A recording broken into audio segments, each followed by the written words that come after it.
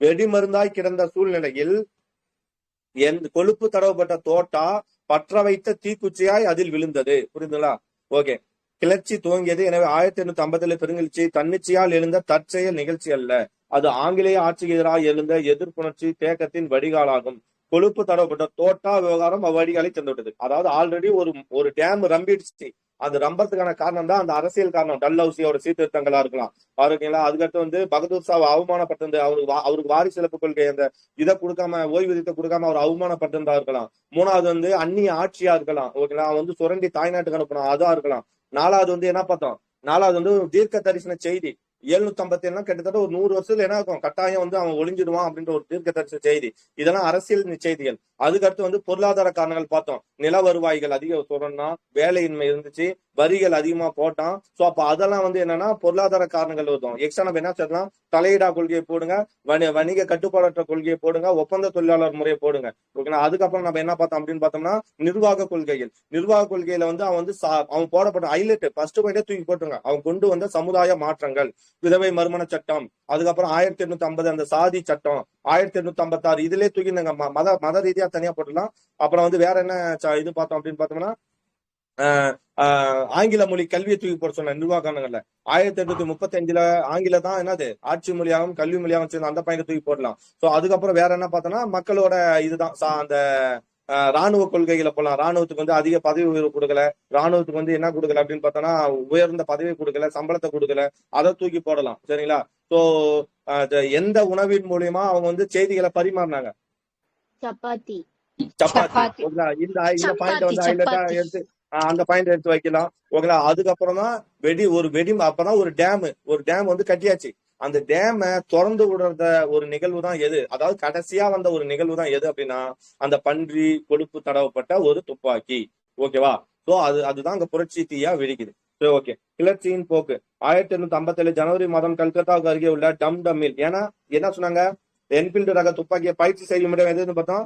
டம்டம்மு. அப்புறம் என்ன பார்த்தோம்? டம்டம்மு, அப்புறம் சிந்தால்கோட்டு, இன்னொன்னு பார்த்தோமே ஓகேனா. இன்னொரு பேர் அம்பாலா, சியால்கோட்டு, டம்டம்மு. ஓகே.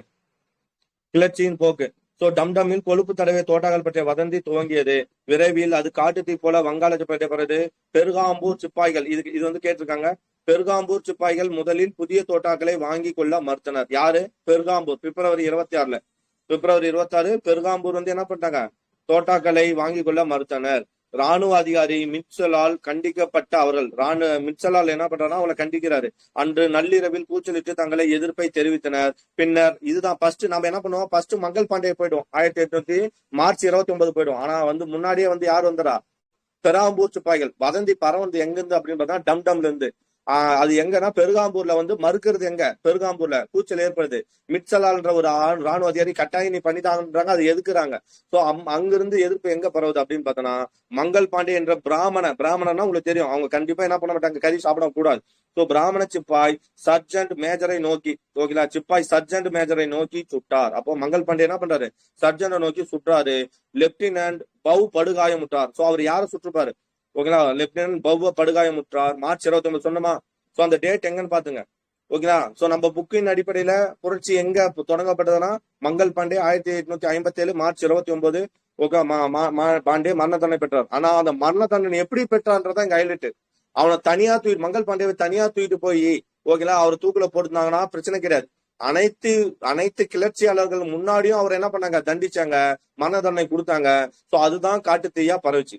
பெருகாம்பூருக்கு அடுத்து மீரட்டில் சிப்பாய் கிளைகள் கிளர்ச்சி செய்தனர். எப்போ? ஏப்ரல் 24. பெருகாம்பூர்ல எப்ப நடந்துச்சு? பெருகாம்பூர்ல எப்ப நடந்துச்சு? பிப்ரவரி 26.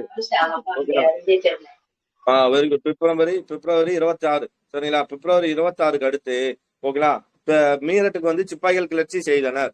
அது ஏப்ரல் 24. நம்ம இதெல்லாம் மே 10 வரும் பார்க்கலாம். சிறையில் இருந்த கைதிகளை விடுதலை செஞ்சிருப்பாங்க. அதுக்கு முன்னாடி ஒரு சில இன்சிடென்ட் எல்லாம் ஓகேங்களா. மீரட்டில் சிப்பாய்கள் கிளர்ச்சி செய்தனர். அது எப்படின்னா ஏப்ரல் 24.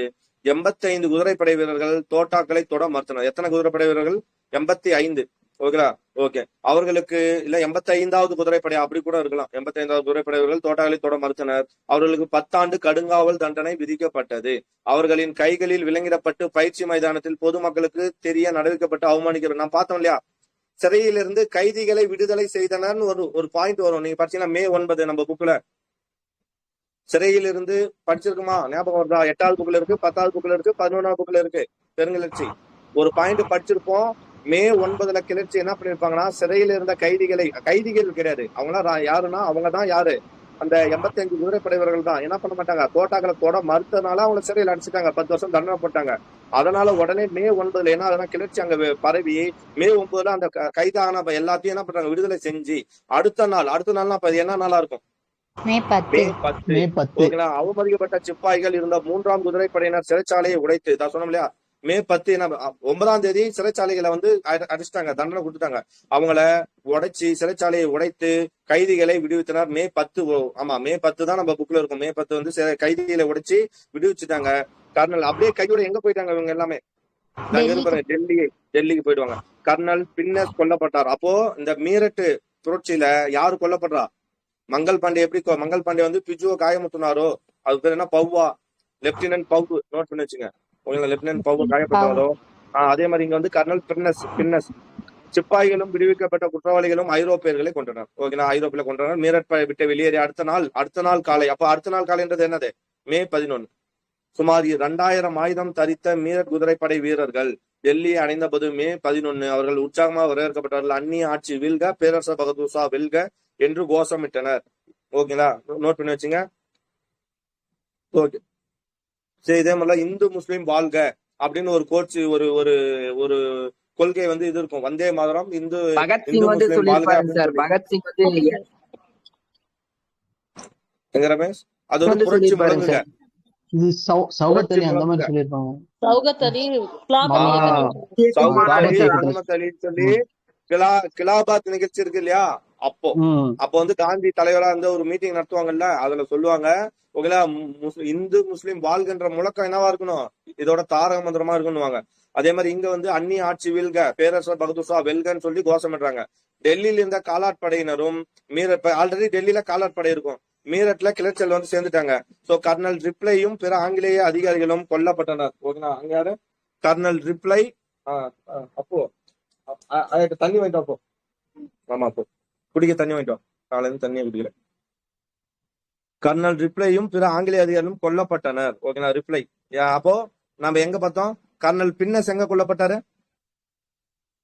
பின்னஸ் தான். மீரட்ல கொல்லப்பட்டவர் கர்னல் பின்னஸ். மங்கள் பாண்டிய சுட்டு கொண்டு காயமுட்டவர் யாருன்னா பவ். ஓகேங்களா? அதே மாதிரி வந்து இங்க டெல்லியில கொல்லப்பட்டவர் யாருன்னா கர்னல் ரிப்ளை. ஆங்கிலேயரது பங்களாக்கள் தீக்கிரையாக்கின, அதான் ரெட் போர்ட் கைப்பற்றப்பட்டது. பகதூர் ஷா பேரரசன பிரகடனப்படுத்தப்பட்டார். ஓகேங்களா? உயிரினும் மேலான நாட்டையும் மதத்தையும் மன்னியாவிலிருந்து காப்பாற்றும்படி பேரரசர் பகதூர் ஷாவும் ஒரு பிரகடனத்தை வெளியிட்டாரு. 1857 May 16 என்று பேரரசர் பகதூர் ஷாவின் தலைமையில் முறைப்படி டெல்லி விடுவிக்கப்பட்டது. அப்போ டெல்லி முறைப்படி விடுவிக்கப்பட்டது எப்போ? May 16. 1857 May 16. அப்போ பௌஜ்தூரில், ஓகேங்களா, பௌஜ்தூர்ல வந்து புரட்சி எப்போ அங்க வந்து பரவியது? பௌஜ்தூர்ல February 26. பெர்காம்பூர் வந்து எப்பனா February 26. ஓகேங்களா? டெல்லி வந்து விடுதலை செய்யப்பட்டது. நீங்க ஒரு ஜஸ்ட் ஒரு இயரா கூட போட்டு வந்துட்டீங்கன்னா உங்களுக்கு ரொம்ப ஈஸியா இருக்கும். இவ்வளவையும் கதையா எழுத தேவையில்லை, ஜஸ்ட் இயர் போட்டு அதை போட்டு எழுதின. பெருகாம்பூர்ல 1800 போடலாம். 1857 டம்டம்ல புரட்சி அங்க வந்து பயிற்சி தொடங்கப்பட்டது. சோ அங்கிருந்து வதந்தி பரவியது. அடுத்த பாயிண்ட் 1857 February 26 பெருகாம்பூருக்கு கிளர்ச்சி எழுந்தது. ஓகேங்களா? அதுக்கப்புறம் பெருகாம்பூருக்கு அடுத்து 1857 March 29 மங்கள் பாண்டே ஒரு பவுன்ற ஒருத்தனை வந்து சுட்டு இது பண்ணாரு, காய்தம் பண்ணாரு. அதுக்கப்புறம் அவரு தண்டனைக்கு உள்ளாக்கப்பட்டாரு. அங்கிருந்து புரட்சி வந்து பயங்கரமாக வெடித்தது. அப்புறம் மீரட்ல வந்து என்ன பண்ணிருக்காங்க, 1800 ஏப்ரல் மாசம் பார்த்தோமா, மீரட்ல April 24 நினைக்கிறேன். கரெக்டா? April 24 எழுதியிருப்பேன். ஏப்ரல் 24 வந்து என்ன பண்ணா மீரட்ல வந்து என்ன பண்ணாங்கன்னா அந்த 85 குதிரைப்படை வீரர்களை கைது செஞ்சாங்க. அவங்களை கைது செஞ்சு மே 9 சிறையில் அடிச்சாங்க. மே 10 அங்க இருக்கிற மற்ற சிப்பாய்கள் அதை விடுதலை செஞ்சாங்க. மே 11 டெல்லி வந்து சேர்ந்தாங்க. மே 11 பகதூர் ஷா வந்து தலைவரா ஆக்குனாங்க. மே 16 வந்து அவர் என்ன பண்றாரு அப்படின்னு பார்த்தோம்னா டெல்லியே விடுவிக்கிறார். அவ்வளவுதான்.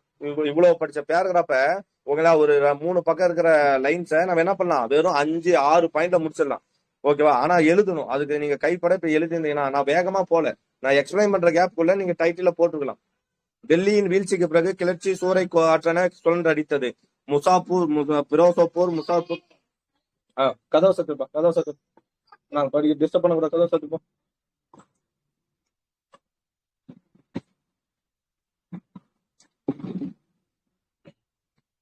டெல்லியின் வீழ்ச்சிக்கு பிறகு கிளர்ச்சி சூறை காற்றன சுழன்றெடுத்தது.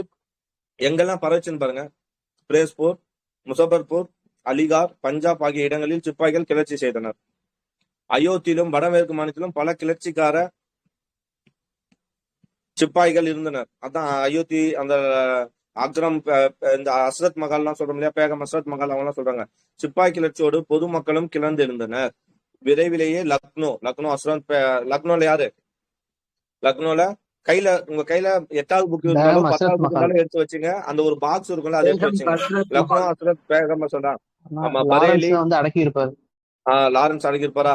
ஓகே, அது கீழே இருக்கும். ஓகே, அஸ்ரம் பேகத் மகள் வந்து லாரன்ஸ் அடங்கியிருப்பாரு. பிரெய்லின்னு இருக்கும் புக்ல. பிரெய்லிக்கும் கான்பூருக்கும், கான்பூர் வந்து நானா சாஹிப் கன்வர் சிங். ஓகே, கான்பூர் வந்து நானா சாஹிப். ஆக்ரா டெல்லின்னு வந்தாலே இவர் வந்துருவாரு, நம்ம பகதூர் ஷா. ஓகேங்களா? ஜான்சினா லட்சுமி ராணி பாய். ஓகேவா?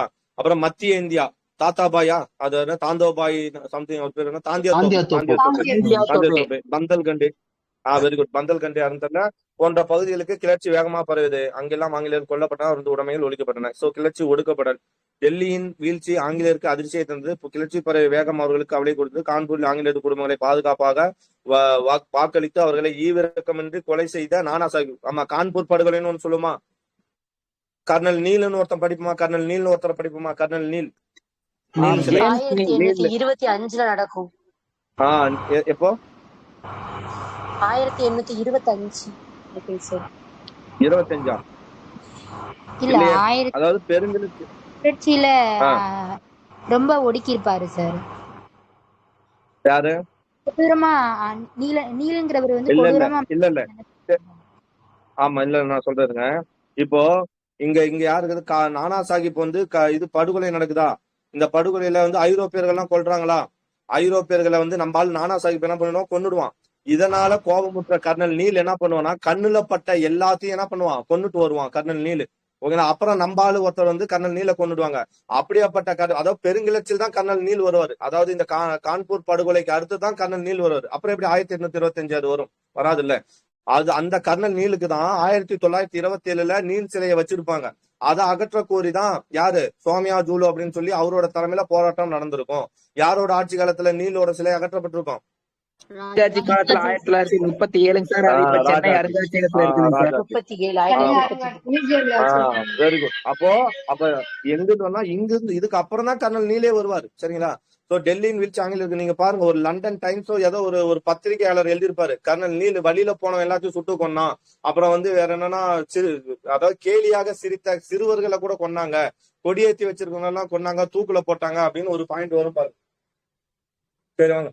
டெல்லியின் வீழ்ச்சி ஆங்கிலேயருக்கு அதிர்ச்சியை தந்த கிளர்ச்சி படக்கூட அலை பார்த்து குடும்பலை நானா சாஹிப் என்ன பண்றாருன்னா, ஓகேங்களா, நம்ம புக்ல வந்து கப்பல்ல எரிச்சிருவாங்கன்னு சொல்லி இருக்கோம். செயல் ஆங்கிலேய அதிகாரிகளின் சினத்தை தூண்டியது. கிளர்ச்சியை ஒடுக்குவதற்கு அனைத்து நடவடிக்கைகளையும் மேற்கொண்டார் கவர்னர் ஜெனரல் கானிங் பிரபு. அப்ப யாரு கானிங் பிரபு? அவர் என்ன பண்ணுவார், சீனா நோக்கி சென்றிருந்த படையை ரிட்டர்ன் வருவா சொல்லுவாரு. கல்கத்தா திருப்பப்பட்டது. பஞ்சாபிலிருந்து முதன்மை கமிஷனர் ஜான் லாரன்ஸ் முடிந்த அளவு, ஓகேங்களா, நமக்கு ஏன் வெற்றி கிடைக்கலன்னா, சீக்கியர்களே அப்புறம் வந்து அந்த அது பேர் என்ன சொல்லுவாங்க, அந்த குர்கா படை, ஓகேங்களா, அவங்க எல்லாத்தையும் வந்து என்ன பண்றாங்கன்னா நமக்கு எதிராகவே வந்து நம்ம கிட்ட சண்டை போட்டாங்க. சோ சீக்கியர்கள் ஐரோப்பிய வீரர்களை டெல்லிக்கு அனுப்புமாறு கட்டளையிட்டார். யாரு? பஞ்சாபில் இருந்த முதன்மை கமிஷனர் யாரு? John Lawrence. முடிந்த அளவு சீக்கியையும் ஐரோப்பியர்களையும் என்ன பண்ண டெல்லிக்கு அனுப்புன்னு சொல்லிட்டாங்க. போர் வீரர்கள் அனுப்புவாரு. இலங்கை ஆளுநரும் கேட்டுக்கொள்றாரு. இலங்கை ஆளுநருக்கு என்ன பண்றாரு, அப்ப இலங்கையில இருந்து சீனாவுக்கு போன படம் ரிட்டர்ன் வருது, இலங்கையில இருந்து வருது, பஞ்சாப் ஐரோப்பிய பரவிய அந்த ஆங்கிலேயர்கள் வராங்க. 1857 மே மாத இறுதியில் சென்னையில இருந்து வந்த கர்னல் ஜேம்ஸ் நீல் பாருங்க என்ட்ரி எங்க வர்றாரு பாருங்க. புரியுதா? ஏன் கர்னலுக்கு? ஏன்னா சென்னையில இருந்து தான் அவர் வராரு, அதனாலதான் சென்னையில அவருக்கு சிலை வைக்கிறோம். 1857 மே மாத இறுதியில் சென்னையிலிருந்து வந்த கர்னல் ஜேம்ஸ் நீல். புரியுதா யாரும் சொல்றேன்னு? நீல் சிலை இவர் தான் இந்த ஜேம்ஸ். அடுத்த மாதமே பனராசையும் அலகாபாத்தையும் கிளர்ச்சியாளர்கள் பிரிந்து மீட்டார். அப்போ பனராசையும் அலகாபாத்தையும் மீட்டவர். நான் தான் சொல்லுவேன், ரொம்ப கொடூரமா கொலை பண்ணுவான். சோ அதுதான் ஜேம்ஸ் நீல். பிடி நின்று மீட்டார் பனராசையும் அலகாபாத்தையும்.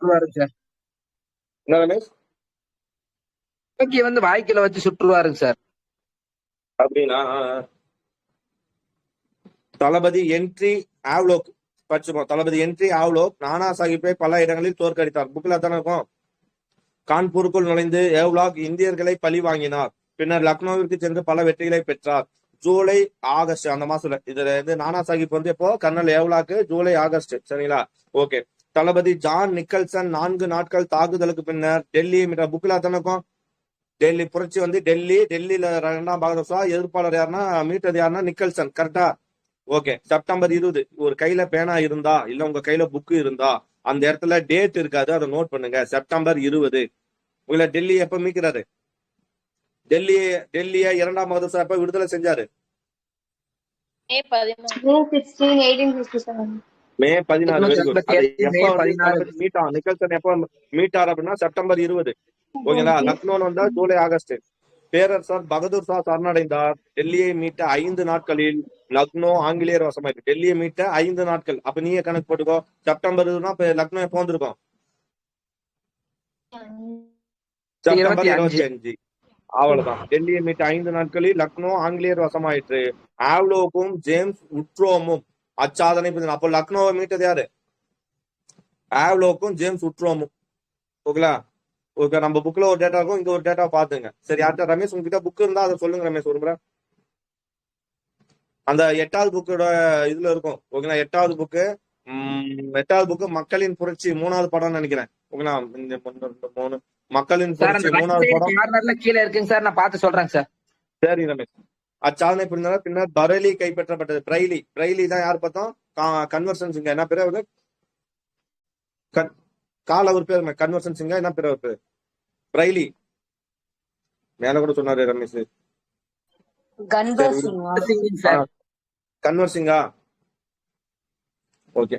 அயோத்தியின் உறுதியான எதிர்ப்பு நேபாளத்தின் துணையோடு சர்லிகான் கேம்பலால முறியடிக்கப்பட்டது. அயோத்தியின் உறுதியான எதிர்ப்பு நேபாளத்தின் துணையோடு சர்லிகான் கேம்பலால் முடியுது. நேபாளத்துக்கு அயோத்தி வந்து யாருன்னா கேம்பலால முடியுது. ஓகேவா? நோட் பண்ணி வச்சுங்க. மத்திய இந்தியாவில் கிளர்ச்சியை அடக்கும் பொறுப்பு சார் அக்ரோஸ். பார்த்தோமா? மத்திய இந்தியானா என்னது? ராணி லட்சுமிபாயும் தாந்தியா தோப்பையும் வந்துடுறாங்க. மத்திய இந்தியாவில் கிளர்ச்சி அடக்கும் பொறுப்பு யார்கிட்ட? சார் அக்ரோஸிடம் விடுபட்டது. ராணி லட்சுமிபாய், தாந்தியா தோப்பே, அப்புறம் கன்வர் சிங் ஆகிய அதான் இங்க குன்வார் சிங் கொடுத்துறாங்க. கன்வர் சிங் ஆகிய 3 கூட்டு எதிர்ப்பை ரோஸ் சந்திக்க நேர்ந்தது. ரோஸ் ஜான்சி நகரை கைப்பற்றிய போது ஜான்சி எப்ப கைப்பற்றாங்க பாருங்க. ஏப்ரல் 3.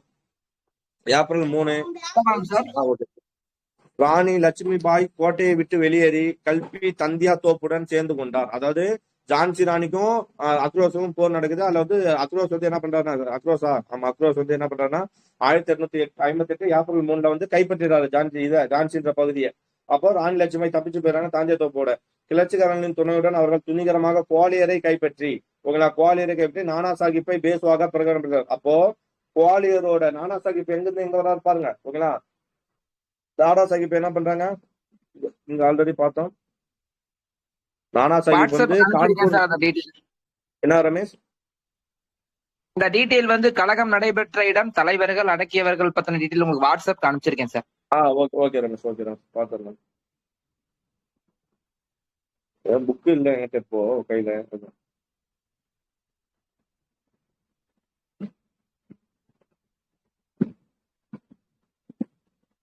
ஓகே.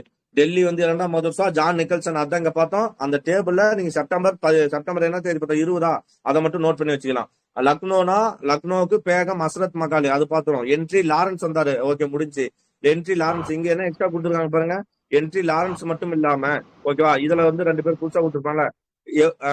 ஆவ்லோக்கும் ஓகேங்களா? ஆவ்லோக்கும் ஜேம்ஸ் உட்ரோமும் சாதனை புரிந்தனர் அப்படின்னு கொடுத்துருக்காங்க. ஓகேங்களா? சோ இது வந்து எதன் அடிப்படையில இந்த ரெஃபரன்ஸ் புக்கின் அடிப்படையில. ஓகேவா? கொஸ்டினா பாருங்க. அதுல இந்த மாதிரி இருந்தா இதுவும் ரைட்டுன்னு எடுத்துக்கலாம். அவ்வளவுதான். அடுத்து வந்து பரேலி கைப்பற்றப்பட்டது. பரைலி ஆனா கான் பகதூர் கான், அங்க வந்து காலின் கேம்பெல் வரணும். ஓகேங்களா, அங்க வந்து காலின் கேம்பெல் இதுக்கு தான் பண்ணலாம். அயோத்திக்கு தான் காலின் கேம்பெல் வராரு. சர்லி கான் கேம்பெல் சொல்றோம் இல்லையா, அயோத்திக்கு. ஆனா வந்து பரேலியும் கைப்பற்றப்பட்டது. பரேலிக்கும் யாருன்னா காலின் கேம்பெல். ஓகேங்களா, ஆமா. கான்பூருக்கும் நம்ம புக்ல இருக்குது, கான்பூருக்கும் பிரைலிக்கும் காலின் கேம்பெல் வராங்க. அது நம்ம ஜஸ்ட் புக்கா ஒரு முறை பாத்துங்க, அவ்வளவுதான். ஓகே, சோ நெக்ஸ்ட் பாருங்க. தாந்தா தோப்பை சேர்ந்துட்டாங்க. நானா சாஹிப்பை பேஸ்வாக அப்போ எது கைப்பற்றப்பட்டு குவாலியரை கிளர்ச்சியாளர்கள் கைப்பற்றி யாரு தாந்தியா தோப்பு ராணி லட்சுமிபாய் எல்லாம் சேர்ந்து கைப்பற்றாங்க. கைப்பற்றி யார வந்து பேஸ்வாக அறிவிக்கிறாங்க? நானா சாஹிப்பை.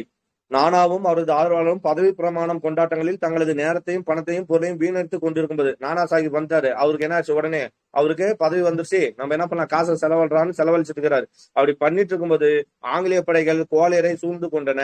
ஓகே, ஒரு திருக்குறள் ஒண்ணு வரும். ஓகேங்களா, நீ வந்து என்ன பண்ற, நீ வந்து இன்பத்துல ஓகேங்களா நீ தான் பெரிய ஆளுன்னு சொல்லி நீ நினைச்சு இது பண்ணிட்டு இருக்கும்போது நீ நினைச்சு பாரு, இன்பத்தால கெட்டு போனவன் நிறைய பேர் இருக்கான் அப்படின்னு ஒரு திருக்குறள் வரும். ஓகேவா, இன்பத்தில் கெட்டவங்க நிறைய பேர் இருக்காங்க, அதனால என்ன பண்ணாத, நீ இதா இருக்கும்போது ஆடாத, தலைவிரித்து ஆடாதுன்னு ஒரு திருக்குறளே நமக்கு வரும். சோ அந்த திருக்குறள் படி இவர் என்ன பண்ணிருக்காரு, இது பண்ணிருக்காரு. சரி, நேத்து ஒரு திருக்குறள் பார்த்தோமா, வினை பலன், வினை வலிமை, தன் வலிமை, மாற்றான் வலிமை அறிந்து ஒரு செயலை செய்கன்னு சொல்லி பார்த்தோமா. அந்த செயலுக்கு ஏற்ற மாதிரி ஆங்கிலேயர்களை எதிர்த்த போராளி யாரு? கட்டபொம்மன். வினை வலிமை, தன் வலிமை, மாற்றான் வலிமை, ஒரு செயல் வலிமை எல்லாத்தையும் அறிந்து, ஏன்னா அவனுக்கு தெரியும் ஆங்கிலேயர் வந்து ஒரு பெரிய ஆளு, அவன் மாப்பஸ் கான் வந்து போயிட்டு ஆங்கிலேயர்கிட்ட குதிரைப்படை வீரர்களை வாங்கிட்டு கடன் வாங்குறான். சோ தனியா நம்மளால பண்ண முடியாது, அதனால திருவிதாங்கூர் மன்னகிட்ட இருந்து என்ன பண்ணலாம், 4000 குதிரைப்படைகள்ல வாங்கலாம் அப்படின்னு சொல்லி ஒரு கூட்டமைப்பு. ஆங்கிலேயரோட வலிமையும் தெரியுது அவனுக்கு, தன்னோட வலிமையும் தெரியும், மாற்றான் வலிமை, துணை வலிமையான திருவிதாங்கூர் மன்னனோட வலிமையும் சேர்த்தலாம். இதெல்லாம் சேர்த்து ஒரு செயலை செஞ்சு முதல்ல இந்திய இதுல ஒரு ஆங்கிலேயனை வென்று பெற்ற முதல் மன்னனா வந்து பேர் வாங்குறான். அப்ப யார் ஆன்சர் இருக்கான ஆன்சரு? கட்டபொம்மனா, புலிதேவனா? கூட்டமைப்பு, மேற்கத்திய கூட்டமைப்பை உருவாக்கணும் முதல் ஆளு அவன் தான். இந்தியர்களை படிச்ச ஒரு வார்த்தை சொன்ன ஞாபகம் இருக்கா? நெல்லிக்காய் போல சிதறி கிடந்த இந்திய மன்னர்களை ஒன்று சேர்த்து, தென்னிந்திய மன்னர்களை ஒன்று சேர்த்து அதை ஒரு கூட்டமைப்பு உருவாக்கிய முதல் பெருமை, வழித்தோன்றல், தமிழகத்துக்கு துணிச்சலை நிரூபிச்ச ஒரே ஆள் யாரு? புலிதேவன் தான். அப்ப ஆன்சர் என்ன வரணும்? வீரபாண்டிய கட்டபொம்மன் வரக்கூடாது. வீரபாண்டிய கட்டபொம்மன் ஒரு பாயிண்ட் வரும், என்னன்னா வீரபாண்டிய கட்டபொம்மன் பிறப்பால் என்னது புரட்சியாளர் அல்ல. பிறப்பாலே அவன்கிட்ட என்ன இல்ல, புரட்சியாளர் கிடையாது. அவன் கட்டாயத்தின் சூழ்நிலையின் காரணமாக என்னவாக்கப்பட்டார், புரட்சியாளரா மாத்தப்பட்டான்னு இருக்கும். ஆனா மருது பாண்டியனுக்கு ஒரு லைன் வரும், மருது பாண்டியர்கள் பிறப்பாலே யாரு, ஒரு போர் தன்மை இருந்தவர்கள், அவங்க வந்து ஒரு கிளர்ச்சியாளர்கள். அவனாலதான் மருது பாண்டியர்களுக்கு மருது சகோதரர்கள், அவங்க பேர் பாண்டியர் கிடையாது, மருது சகோதரர்களுக்கு பாண்டியர்னு ஒரு பட்டத்தை கொடுத்தது யாரு? பாண்டியர்னு பட்டத்தை கொடுத்தது யாரு? கொஸ்டின் கேட்டனா? நேத்து டெஸ்ட் எழுதுனீங்களா?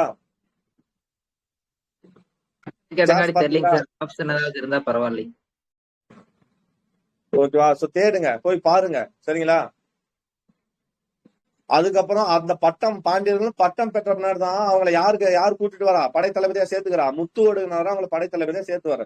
ஓகேவா, பாருங்க, ஒரே நாள்ல மைண்ட்ல நிக்காது. அதுக்காக தான் கொஸ்டின் மீண்டும் நான் கொஸ்டின் எடுத்து வச்சு, இது எல்லாமே நான் கேட்கற எல்லாமே கொஸ்டின் வச்சிருக்கேன். ஆனா நானும் உங்களுக்கு நடத்தின பின்னாடி நானும் படிக்கிறேன், உங்களோட நடத்தனோடதுதான் அந்த அதே இதுதான். ஓகேங்களா, சோ நம்ம இன்னும் என்ன பண்ணலாம்னா, கொஸ்டின்ஸ் நீங்க டெஸ்ட் எழுதிட்டீங்க, நான் டெஸ்ட் எழுத கிடையாது, கொஸ்டின் எடுத்ததுதான். நான் டெஸ்ட் எழுதிருப்பீங்க, அனுபவிச்சிருப்பீங்க, ஆன்சர் கீழே நேற்று அனுப்பிட்டேன்.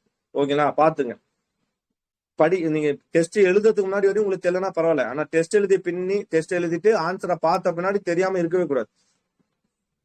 சோ அதே தாங்க குத்தர்னு போயிட்டார். அவரது குதிரை கால் இடறிய பொழுது, யாரு? ராணி லட்சுமிபாய் மட்டும் ஆணுடை அணிந்து, இதை பார்த்திருப்போம், ஆணுடை அணிந்து கிளர்ச்சியாளர்களுடன் தீரத்துடன் போரிட்டார். ஆனால் அவரது குதிரை கால் இடறிய போது கீழே விழுந்தார். விழுந்தவர் எழவே இல்லை. அவரை யார் என்று அடையாளம் தெரியாத ஒருவன் வெட்டி கொன்று விட்டான். கிளர்ச்சியாளர்களாலேயே லட்சுமிபாய் தான் சிறந்த, இந்த பாயிண்ட் நோட் பண்ணுங்க, கிளர்ச்சியாளர்களிலேயே லட்சுமிபாய் தான் சிறந்த துணிச்சல் மிக்க ராணுவ தலைவர் என்று ஆங்கில தளபதி யார் சொல்லிருக்க முடியும்? யாரு லட்சுமிபாய் கூட சண்டை போட்டானோ அவன் தானே சொல்ல முடியும். நானும் ரமேஷும் சண்டை போறேன்னா ரமேஷோட வீரத்தை பத்தி எனக்கு தான் தெரியும். அப்பா விட்டுருந்தா ரமேஷ் என்ன கொண்டு இருப்பான்டா அப்படின்னு சொல்லியிருப்போம். அப்ப யார் சொல்லிப்பா? தளபதி அக்ரோஸ். ஓகேங்களா, இது ப்ரீவியஸ் கொஸ்டின் ஞாபகம் இருக்கா? இது ப்ரீவியஸ் கொஸ்டின் குரூப் 2லயே வந்திருக்குன்னு நினைக்கிறேன். இந்த கொஸ்டின் வந்து ப்ரீவியஸ் கொஸ்டின் இதே லைனா அப்படியே கேட்டிருப்பாங்க. ஞாபகம் இருக்கா? யாராவது ஒரு பாத்தீங்கன்னா ஆணுக்கு தெரியும். நிகரான சண்டையிட்டு மடிந்துள்ளார்னு போட்டிருப்பாங்க சார். ஆமா ஆமா, அதான் இல்ல இதே இது அதுவும் வந்திருக்கும் ரமேஷ். துணிச்சல் மிக்க ராணுவ தலைவர் அவருதான். இந்த லைன் அப்படியே வந்திருக்கும், மாற்றிருக்காது. கிளர்ச்சியாளர்களிலேயே லட்சுமி பாய் தான் சிறந்த துணிச்சல் மிக்க ராணுவ தலைவர். இந்த கொஸ்டின் வந்திருக்கு. இந்த லைன் அப்படியே மாறாம சார் வந்திருக்கு. 2024 குரூப் 1 சார். என்ன என்ன என்ன bro? 2024 group 1. Correct correct correct, super. ஓகேங்களா, நோட் பண்ணிக்க. ஓகேங்களா, சம்பல் பள்ளத்தாக்குக்கு தப்பிச் சென்ற தாந்திய தோப்பை மான்சிங் என்பவரால் காட்டி கொடுக்கப்பட்டு பிடிபட்டு தூக்கிலிடப்பட்டார். சோ மான்சிங்கால காட்டிக்கப்பட்டு யாரு? தாந்திய தோப்பை எங்க போயிட்டார்? சம்பல் பள்ளத்தாக்கு ஓடுறாரு. சோ மான்சிங் என்பவரால் காட்டி கொடுக்கப்பட்டு பிடிபட்டு தூக்கிலிடப்பட்டார். நானா சாஹிப் தனது குடும்பத்தினரோட எங்க போயிட்டாரு? இது அவரு நானா இருக்கிறதுல எல்லா பண்ணதும் நானா சாஹிப் தான். கான்பூர் படுகொலை செஞ்சது நானா சாஹிப் தான். இதுக்கு வந்து இது எந்த பகுதி பார்த்தோம்? இங்க ஒரு கிளை ஏதோ ஒரு பகுதி பார்த்தோம்னா அதுக்கு இதானாரு பேஸ்வாக பிறந்தான். நானா சாஹிப் வந்து குவாலியரோட பேஸ்வா மாறி ஆடம்பரத்துல திகழ்ந்ததும் நானா சாஹிப் தான். ஆனா அவர் கடைசி அவரு மட்டும் தப்பிச்சிட்டாரு. எங்க போயிட்டாரு? நேபாளத்துக்கு சென்று விட்டார். கிளர்ச்சி அடக்கப்பட்டது. ஓகேவா? சோ தோல்விக்கான காரணம் இதெல்லாம் படிச்சுதான் நம்ம காரணம் சொல்லலாமா, இல்ல நாமளே ஒரு காரணத்தை சொல்லலாமா? இத படிச்சு சொல்லணுமா, இல்ல காரணம் என்னவா இருக்கணும்? ஒரே ஹைலைட்டா சொல்லலாம். ஃபர்ஸ்ட் பாயிண்ட் என்ன சொல்லலாம்? புரட்சியாளர்களிடையே ஒற்றுமை இல்லை. ஒரு தலைமை இல்லை, ஒரு சரியான தலைமை இல்ல. ரெண்டாவது வந்து ஒற்றுமை இல்ல, ஒரு தேசியவாதம் இல்ல. தேசிய கொள்கை நீங்க ஏதாவது இருக்கா? தேசியன்ற ஒரு கொள்கை தான். எல்லாரும் சேர்ந்து ஒரு விஷயம் போராட்டம் கிடையாது. டெல்லியை கைப்பற்றணும்னு சொல்லி யாரு? பகதூர் ஷாவும் ஜான்சி ராணி அவனோட கணவர் கொல்லப்பட்டாங்க. ஜான்சி ராணியும் ஓகேங்களா, லக்னோவிலையும் அதே விஷயம் தான். நானா சாஹிப் வந்து ஆடம்பரம் வேணும்னு சொல்லி நானா சாஹிப் வந்தாப்புல. அதுதான் முக்கியமான காரணம், தோல்விக்கான காரணம். ஓகேங்களா, சோ ஷார்ட்டா படிச்சுட்டு வேகமா போயிடலாம். நன்கு துவக்கப்பட்ட கிளர்ச்சி மோசமாக தோல்வியது பல காரணம் இருந்தன. முதலாவதாக கிளர்ச்சியாளரிடையே பொதுவான என்னது? குறிக்கோள் இல்ல, தேசியவாதம்ன்ற ஒரு தன்மை கிடையாது. சிப்பாய்களோ தலைவர்களோ மக்களோ நாட்டுப்பற்றில் உந்தப்படவில்லை. அப்ப இந்தியான்ற ஒரு கான்செப்டே கிடையாது. அவருடைய நோக்கங்கள் பலவாகவும் முரண்பட்டையாகவும் இருந்தன. இரண்டாவதாக, ஏன்னா அப்படி இருந்திருந்தா ஓகேங்களா, டெல்லியின் நல்லா கவனிங்க, டெல்லியின் ஆட்சியாளர் இரண்டாம் பகதூர் ஷான்னு சொல்லியிருக்க மாட்டாங்க. இந்தியாவின் ஆட்சியாளர் இரண்டாம் பகதூர் ஷான் வந்திருக்கும் அன்னைக்கு. ஓகேவா, அன்னைக்கு இந்தியான்ற கான்செப்ட் என்ன பண்ணல, பிறக்கல. ஓகேவா, சோ அதேதான் ஃபர்ஸ்ட் கான்செப்ட். அப்ப என்னன்னா, தலைவருடைய முக்கியமான குறிக்கோள் இல்ல, ஒன்றுபட்ட குறிக்கோள் இல்ல. இரண்டாவதாக, கிளர்ச்சியாளர்களுக்கு திறமையான என்ன அமையல? தலைமை அமையல. அப்ப ரெண்டாவது தலைமை. நானா சாஹிப் ஆங்கிலேயரை பழி வாங்கும் கொடுமைக்காரராகவும் பதவி பித்தர், நான் சொன்னாலே ஆடம்பரத்தில் கிளர்ச்சான்ட்டு பதவி பித்தராகவும் இருந்தார். லட்சுமி பாய் சிறந்த வீராங்கனை. ஆனா கிளர்ச்சியை வழிநடத்த அவர்கிட்ட என்ன இல்ல? அனுபவம் இல்ல. அவங்க எப்ப ஆக்கப்பட்டாங்க? வேலு நாச்சியார் வந்து 1772 அவங்க முத்து வடுகநாதர் இறந்த பின்னாடி 772 80 வரையும் என்ன பண்றாங்க? அவங்ககிட்ட எக்ஸ்பீரியன்ஸ் இருக்கு. ஆனா நம்ம ஆளுகிட்ட என்ன இல்ல? ஜான்சி ராணிகிட்ட என்ன இல்ல? அவங்க கணவர் இருந்தவரையும் இவங்க வெறும் நீங்க வட இந்தியாவில உங்களுக்கு தெரியும், பெண்ணு முகத்தை கூட காட்டக்கூடாது. நம்ம தென்னிந்தியாவில மட்டும்தான் யாரு? ராணி மங்கம்மாள். ஓகேங்களா, தென்னாட்டை தன்னைத்தனியா ஆட்சி செஞ்ச முதல் பெண்ணரசி யாரு? மங்கம்மாள். ஓகேங்களா, ஆனா நம்ம இதுல என்ன இருக்குன்னா கட்டுப்பாடு இருக்கும். ஒரு பெண் என்ன பண்ணக்கூடாது? ஒரு பெண் வந்து சமுதாய அரசவையில வரக்கூடாது. ஒரு பெண் வந்து என்ன பண்ணக்கூடாதுன்னு பயங்கர பெண் இதுகள் இருந்தது. அதையும் மீறி நம்ம வந்தோம். ஆனா நீ 2000 வருஷத்துக்கு முன்னாடி போய் பார்த்தோம்னா ஔவையாரு, ஒக்கூர் மசாத்தியாரு, ஓகேங்களா, எத்தனையோ பெண் புலவர்கள் இருந்திருக்காங்க. பெண் புலவர்கள் கோயிலுக்குள்ள அனுமதிக்கப்பட்டிருக்காங்க. இன்னைக்கு கோயிலுக்குள்ள போக முடியுமா? எல்லா கோயிலும் பெண் போக முடியுமா? போக முடியாது. ஏன்னா அவங்களுக்கு அந்த மாதவிடாய் என்ற காரணத்தை சொல்லி அவங்களை விளக்குறாங்க. பெண்கள் இன்னைக்கு வீட்டுக்குள்ள இருக்கிற பூஜை ரூம்குள்ளே போக முடியாது. அந்த 3 நாள் வெளியே தான் கிடக்கணும். வெளியில போய் மாட்டு கொட்டாயில படுக்கிற சூழ்நிலை இன்னைக்கு இருக்கு. இந்த முட்டாள்தனத்துல என்னைக்கு வருவோம் நமக்கு தெரியாது. எனக்கு ஒண்ணுமே புரியல. ஆனா அது மாதிரிதான். ஆனா ஜான்சி ராணி வந்து கணவன் கொல்லப்பட்டனாலதான் அந்த பதவிக்கு வராங்களே தவிர, ஓகேங்களா, வேலு நாச்சியார் போல அனுபவம் அவங்களுக்கு கிடையாது. சோ அப்ப அது ஒண்ணு. குன்வார் சிங், அதாவது கன்வார் சிங்கும் தாந்தியா தோப்பும் சலியாது போரிட்டவனர். ஆயினும் அவர்கள் கிளர்ச்சியை சரியான திசையில கொண்டு போக முடியல. மௌல்வி அப்துல்லா, பீகம் தாலுத்தார்கள் ஆகியோர் அயோத்தியில் தங்களுக்கு ஒற்றுமையின்றி கிளர்ச்சியில் ஈடுபட்டனர். யாரு? மௌல்வி அப்துல்லாவா இருக்கட்டும், பீகமா இருக்கட்டும், தாலுத்தார்கள் இருக்கட்டும், இவங்களுக்குள்ள ஒற்றுமை இல்லை. சுருங்க குழுவின் கிளர்ச்சி தலைவிதியை தீர்மானிக்க தலைவர் எவரும் இல்ல, ஒரு முக்கியமான தலைவர் எவரும் இல்ல. மூன்றாவதாக, நன்கு இணைக்கப்பட்ட கிளர்ச்சி திட்டம் எதுவும் இல்லை. சோ இணைக்கப்பட்ட கிளர்ச்சி திட்டம் எதுவும் இல்லை. மூணாவது, ஓகேங்களா, ஃபர்ஸ்ட் திட்டம் என்ன பார்த்தோம்? குறிக்கோள் இல்ல. ரெண்டாவது தலைமை இல்ல. மூணாவது நன்கு இணைக்கப்பட்ட கிளர்ச்சி திட்டம் எதுவும் இல்ல. அதனால் கிளர்ச்சிகள் ஆங்காங்கே தோக்கப்பட்டனவே, எவையாவும் இலக்கு நோக்கி போல. அங்கு சிந்துவும் கிளர்ச்சி வடக்கு மத்திய இந்தியாவோடும் இன்று தாமதன நம்ம மദ്രാஸ் வந்து எங்கேயாவது கிளர்ச்சி எழுந்துச்சா 1857 கிடையாது. ஓகேங்களா? கிளர்ச்சி வந்து என்ன பண்ணுச்சு, சிந்துவும் எங்கன்னா கிளர்ச்சிகள் ஆங்காயம் தோப்பட்டன நோக்கி சொல்லப்படவில்லை. 4வது கிளர்ச்சி வெறும் கிளர்ச்சி எங்கன்னா வடக்கு மத்திய இந்தியாவோடு நின்றப்பட்டது. ஓகேங்களா? வங்காளத்துல கூட கிளர்ச்சி பரவல.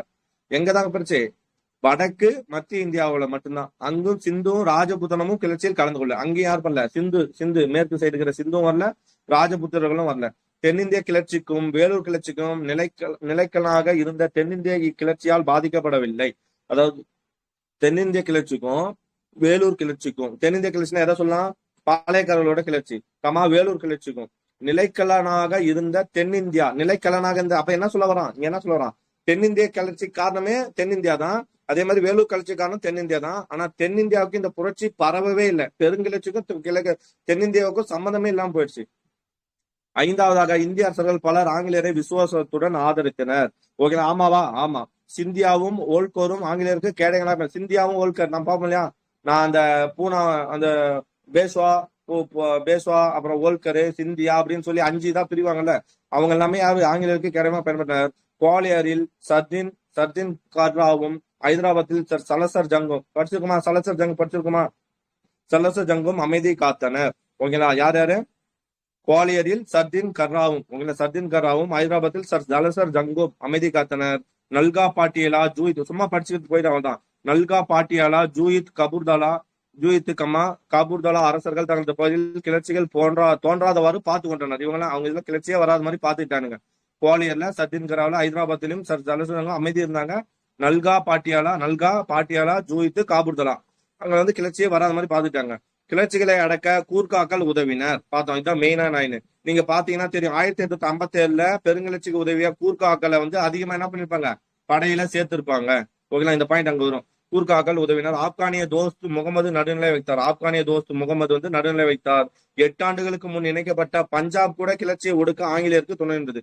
பஞ்சாப் கூட என்ன பண்ணுது, ஆங்கிலேயருக்கு துணை. அதான் சீக்கியர்கள் வந்துட்டோம் இல்லையா, யாரு பஞ்சாபோட ஆளுநரா யாரு இருந்தா இந்த இடத்துல சொல்லலாம், ஜான்ஸ் லாரன்ஸ். ஓகேவா? பஞ்சாபோட ஆளுநரா இருந்தது ஜான்ஸ் லாரன்ஸ். அவருக்கு கடிதம் எழுதி என்ன பண்ணாங்க, எவ்வளவு சீக்கிரம் அனுப்ப முடியுமோ அனுப்புன்னு சொல்லி யாரு எழுதுனா, கானிங் பிரபு எழுதியிருப்பார். ஓகேங்களா? இப்பதான் பார்த்து வந்தோம். சோ அகலட்சி ஒடுக்க ஆங்கிலேயர் துணை இருந்தது. இறுதியாக ஆங்கிலேயரின் தெளிவான குறிக்கோள், பொது திட்டம், மைய அமைப்பு, போர் முறை, வசதிகள், போர் வீரர்களுடைய இந்த கட்டுப்பாடு, திறமையான தளபதிகள், சேவை, இதெல்லாம். அப்புறம் ஆங்கிலேயர்கிட்ட ஏன்னா இந்த பிரித்தாளும் கொள்கை, ஆங்கிலேயர் பக்கம் இதெல்லாம் பிளஸ் பிரித்தாளும் கொள்கை, அவங்ககிட்ட நவீன துப்பாக்கிகள், நவீன வசதிகள், ஓகேங்களா, அவங்ககிட்ட திறமையான தளபதிகள் இருந்தாங்க. யாரு, கேம்பெல் நிக்கலு, அப்புறம் வந்து அக்ரோஸ், அதுக்கப்புறம் அத காலின் கேம்பெலு, அப்புறம் நிக்கல்சனு, இந்த மாதிரி என்னது திறமையான கேப்டன்கள் இருந்தாங்க. ஓகே, லாரன்ஸ் சகோதரர்கள் லக்னோவில் என்ட்ரி, நான் சொன்னல லாரன்ஸ் சகோதரர்கள். ஓகேங்களா? என்ட்ரி லாரன்ஸும் அப்புறம் அந்த அக்ரோஸும் சொல்றோம் இல்லையா, ஜான்ஸ் லாரன்ஸ் எல்லாம் சொல்றோம் இல்லையா, இவங்க எல்லாம் என்ன பண்றாங்க அப்படின்னு பார்த்தோம்னா, என்ட்ரி பஞ்சாபில் ஜானு, ராஜ்நாபத்தில் George Havelock, James Neill, James Outram, Colin Campbell, John Nicholson, அக்ரோஸ் ஆகியோரின் ராணுவ தலைமை கிளர்ச்சி அடக்க இவங்க தானே காரணம். ஓகேங்களா? லாரன்ஸ் சகோதரர்கள் வந்து லக்னோவில் என்ட்ரியும் பஞ்சாபில் ஜானும். ஓகேங்களா? அப்போ லக்னோல யாரு என்ட்ரி, பஞ்சாப்ல ஜானு, ராஜபுதனத்துல இருந்து ஜார்ஜ் ஓவ்லோக்கு, ஜேம்ஸ் நீல், இவங்க ராஜபுதனம். அப்புறம் James Outram, Colin Campbell, John Nicholson, across எல்லாமே சிறந்த கேப்டன்கள். ஓகே, கம்பெனி நிர்வாகம் தந்தி மூலம் செய்திகளை, இது ஒண்ணு முக்கியமான ரோல் பிளே பண்ணிருக்கோம். எது, இந்த தந்தி முக்கியமான. ஏன்னா இப்போ நான் கடிதம் எழுதுறேன் யாருக்கு, நான் வந்து இலங்கைக்கு சீனாவுக்கு போனவன திரும்ப வர வைக்கணும், அதே மாதிரி இலங்கையில இருந்து ஆளுகளை வர வைக்கணும், அப்புறம் ஐரோப்பியர்கள் தகவலை தெரிவிக்கணும். அப்போ இங்க எது முக்கியமான ரோல் பிளே பண்ணுச்சு, இது வந்து ப்ரீவியஸ் கொஸ்டின். ஓகேங்களா? 1857 புரட்சியின் போது எந்த ஊடகம் மிக முக்கியமான இதா இருந்தது அப்படின்னு பண்ணா தந்தி. ஓகேவா? நம்பால என்ன பண்ணுவானுங்க, சப்பாத்தில லெட்டர் எழுதி சப்பாத்தி அனுப்பிட்டு கிடந்தான். சப்பாத்தி போய் சேர்றதுக்கு எவ்வளவு நேரம் ஆகும். ஓகேங்களா? அதே மாதிரி தந்தியில போய் சேர்றது எவ்வளவு நேரம் ஆகும். ஓகேவா? சோ அப்ப தந்தி மூலம் துரிதமாக அனுப்ப முடிந்தது. கடலாதிக்கத்தால் தாய்நாட்டின் ஆதரவை எளிதில் பெற முடிந்தது. கடலாதிக்க யாரோட கண்ட்ரோல், ஆங்கிலேயரோட கண்ட்ரோல். ஓகே, கிளர்ச்சி துவங்குவதற்கு முன்பே பாரசீக போர் முடிந்தது, ஆங்கிலேயருக்கு அனுகூலம் ஆயிடுச்சு. அதுக்கு முன்னாடி பாரசீக போர் வந்து முடிஞ்சிருச்சு, அது ஒரு பிளஸ்ஸா போயிடுச்சு.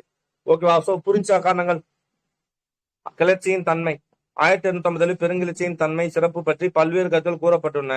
அவையாவும் இக்கிளர்ச்சியை பற்றிய 3 தன்மையில அடிகோட்டுள்ளன. 1, அதாவது இந்த கிளர்ச்சியை பத்தி இப்ப டிஃபைன் பண்றாங்க. இவ்வளவு நம்ம கிளர்ச்சியை படிச்சிட்டோம். இந்த கிளர்ச்சியை வந்து நிறைய பேர் பார்த்துருப்பாங்கல்ல, படிச்சிருப்பாங்கல்ல, அவங்க எல்லாம் ஒவ்வொரு கருத்து சொல்றான். ஒரு சிலர் என்ன சொல்றாங்க, இது வந்து சிப்பாய் கழகம். வெறும் சிப்பாய்கள் என்ன பண்ணானா அவதான் என்னென்ன காரணமா இருக்கும், அந்த மத உணர்வு, அவனுக்கு வந்து பதவி கொடுக்கல, அவனுக்கு வந்து என்ன பண்ணல, உயர்வு தரல, பதவி உயர்வோ ஓய்வூதியமோ அல்லது வந்து ஊதிய உயர்வோ கொடுக்கலன்னு செஞ்ச வெறும் சிப்பாய் கழகம்னு ஒரு டிஃபைன் பண்ணும்.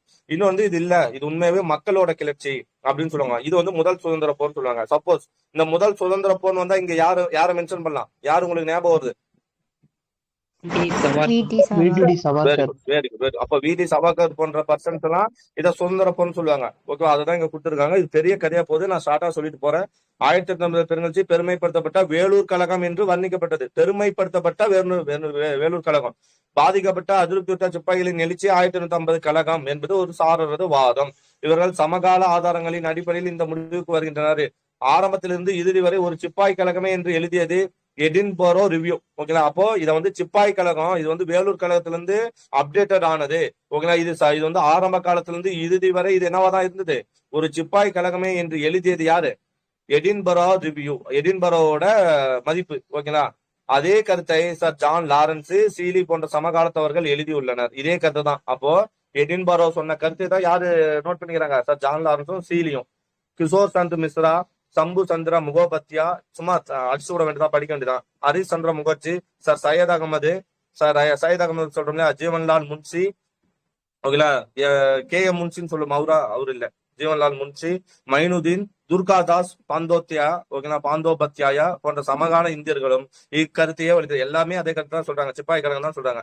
பிரிட்டிஷ் இந்திய சங்கமும் கல்கத்தா முகமடன் சங்கமும், முகமதியர் சங்கம் சொல்லும் இல்லையா, அது பிரிட்டிஷ் இந்திய சங்கமும் கல்கத்தா முகமதன் சங்கமும் 1857 கிளர்ச்சியை கண்டித்து தீர்மானங்கள் இயற்றின.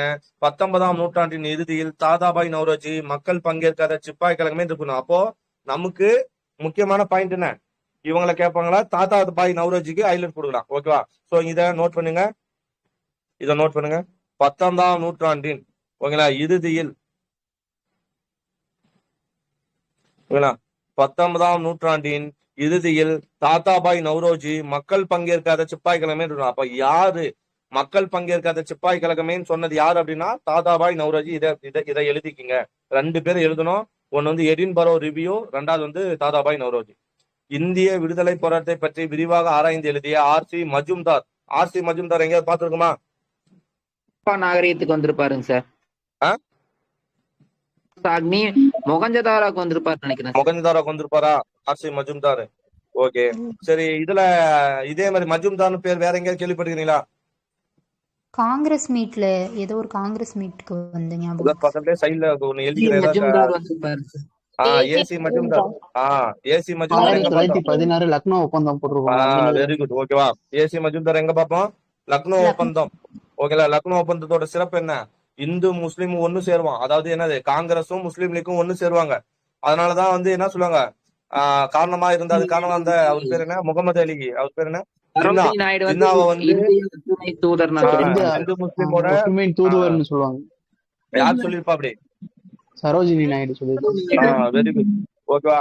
அதுக்கப்புறம் வந்து சூரத் பிளவுல 2ஆ பிரிஞ்சிருப்பாங்க 1907. அந்த சூரத் பிளவுல தீவிரவாதிகள் மிதவாதிகள் பிரிஞ்சதும் எங்கதான் ஒண்ணு சேருவாங்க? இதுலதான் சேருவாங்க, லக்னோ ஒப்பந்தம் தான் சேருவாங்க. இந்து முஸ்லீம் ஒண்ணு சேருவாங்க, முஸ்லீம் லீக் காங்கிரஸ் ஒண்ணு சேரும். ஓகேங்களா? அதுக்கப்புறம் மிதவாதிகள் தீவிரவாதிகள் ஒண்ணு சேருவாங்க. இன்னொரு highlighted point, Nehru Gandhi meet பண்றதே அப்பதான். ஓகேவா? இதெல்லாமே அதோட சிரமம் தான் லக்னோ. சரி. சோ அப்போ இந்த இடத்துல RC மஜும்தார், இது வந்து அந்த சிந்து சமவெளி நாகத்துல வருவாரு. RC மஜும்தார் கூட ஓரளவு மக்கள் பங்கேற்ற ஆனால் பெரிதும் சிப்பாய்களின் எழுச்சின்னு சொல்றது இவரு. ஓகேவா? முடிவுக்கு வந்தார். அப்ப சிப்பாய் கழகம் சொன்னது யாரு? ஒன்னு எடின்பரோ ரிவ்யூ, 1. 2வது வந்து யாரு அப்படின்னா தாதாபாய் நௌரோஜி மக்கள் பங்கு பெறாத இது சிப்பாய் கழகம் சொல்றாரு. 3வது RC மஜும்தார் என்ன சொல்றாரு அப்படின்னா 1850 மக்கள் ஓரளவு பங்கேற்ற பெரும்பாலும் சிப்பாய் கழகம்ன்றார். ஓகேவா? நெக்ஸ்ட் போலாமா? மக்கள் கிளர்ச்சி 1850 நடைபெற்ற நிகழ்ச்சிகள். பரங்கியருக்கு எதிராக, பரங்கியர்னா என்ன அர்த்தம்?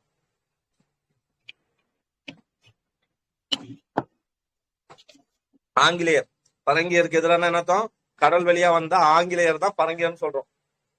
பரங்கியருக்கு எதிராக பொதுமக்கள் செய்த கிளர்ச்சி என்பது மற்றொரு சாரது வாதம். எங்கெல்லாம் ஆட்சி சீர்திருத்தம் அங்கெல்லாம் மக்களுக்கு சேர்ந்தனர். கூஜார்கள், ரங்கார்கள், ஜட்குல மக்கள் ஆகியோர் கிளர்ச்சியில் முக்கிய பயின்றனர். முசபர் நகர், சாகரன்பூர், புதவுன், அலிகார், மதுரா, பாண்டா, அமிர்பூர் என்ற இடங்களில் ஏற்பட்ட கிளர்ச்சி அனைத்தும் மக்களால் மேற்கொள்ளப்பட்டவை. கழகம் மக்கள் கிளர்ச்சியோடு ஐக்கியப்பட்டு விட்டது. எனவே 1957 ஆங்கிலேய ஆட்சிக்கு சவாலாக அமைந்த அது மக்கள் கிளர்ச்சி என்று கூறப்படுகிறது. ஓகே, அவ்வளவுதான். அதை யாரும் டிஃபைன் பண்ணல, இதுதான் சொன்னாங்க அவங்கதான் சொன்னாங்கன்னு இல்ல, நம்மளா எடுத்துக்கிறோம். சுதந்திர போர் 1857 கிளர்ச்சி இந்திய சுதந்திர போர் எனவும் வர்ணிக்கப்பட்டுள்ளது.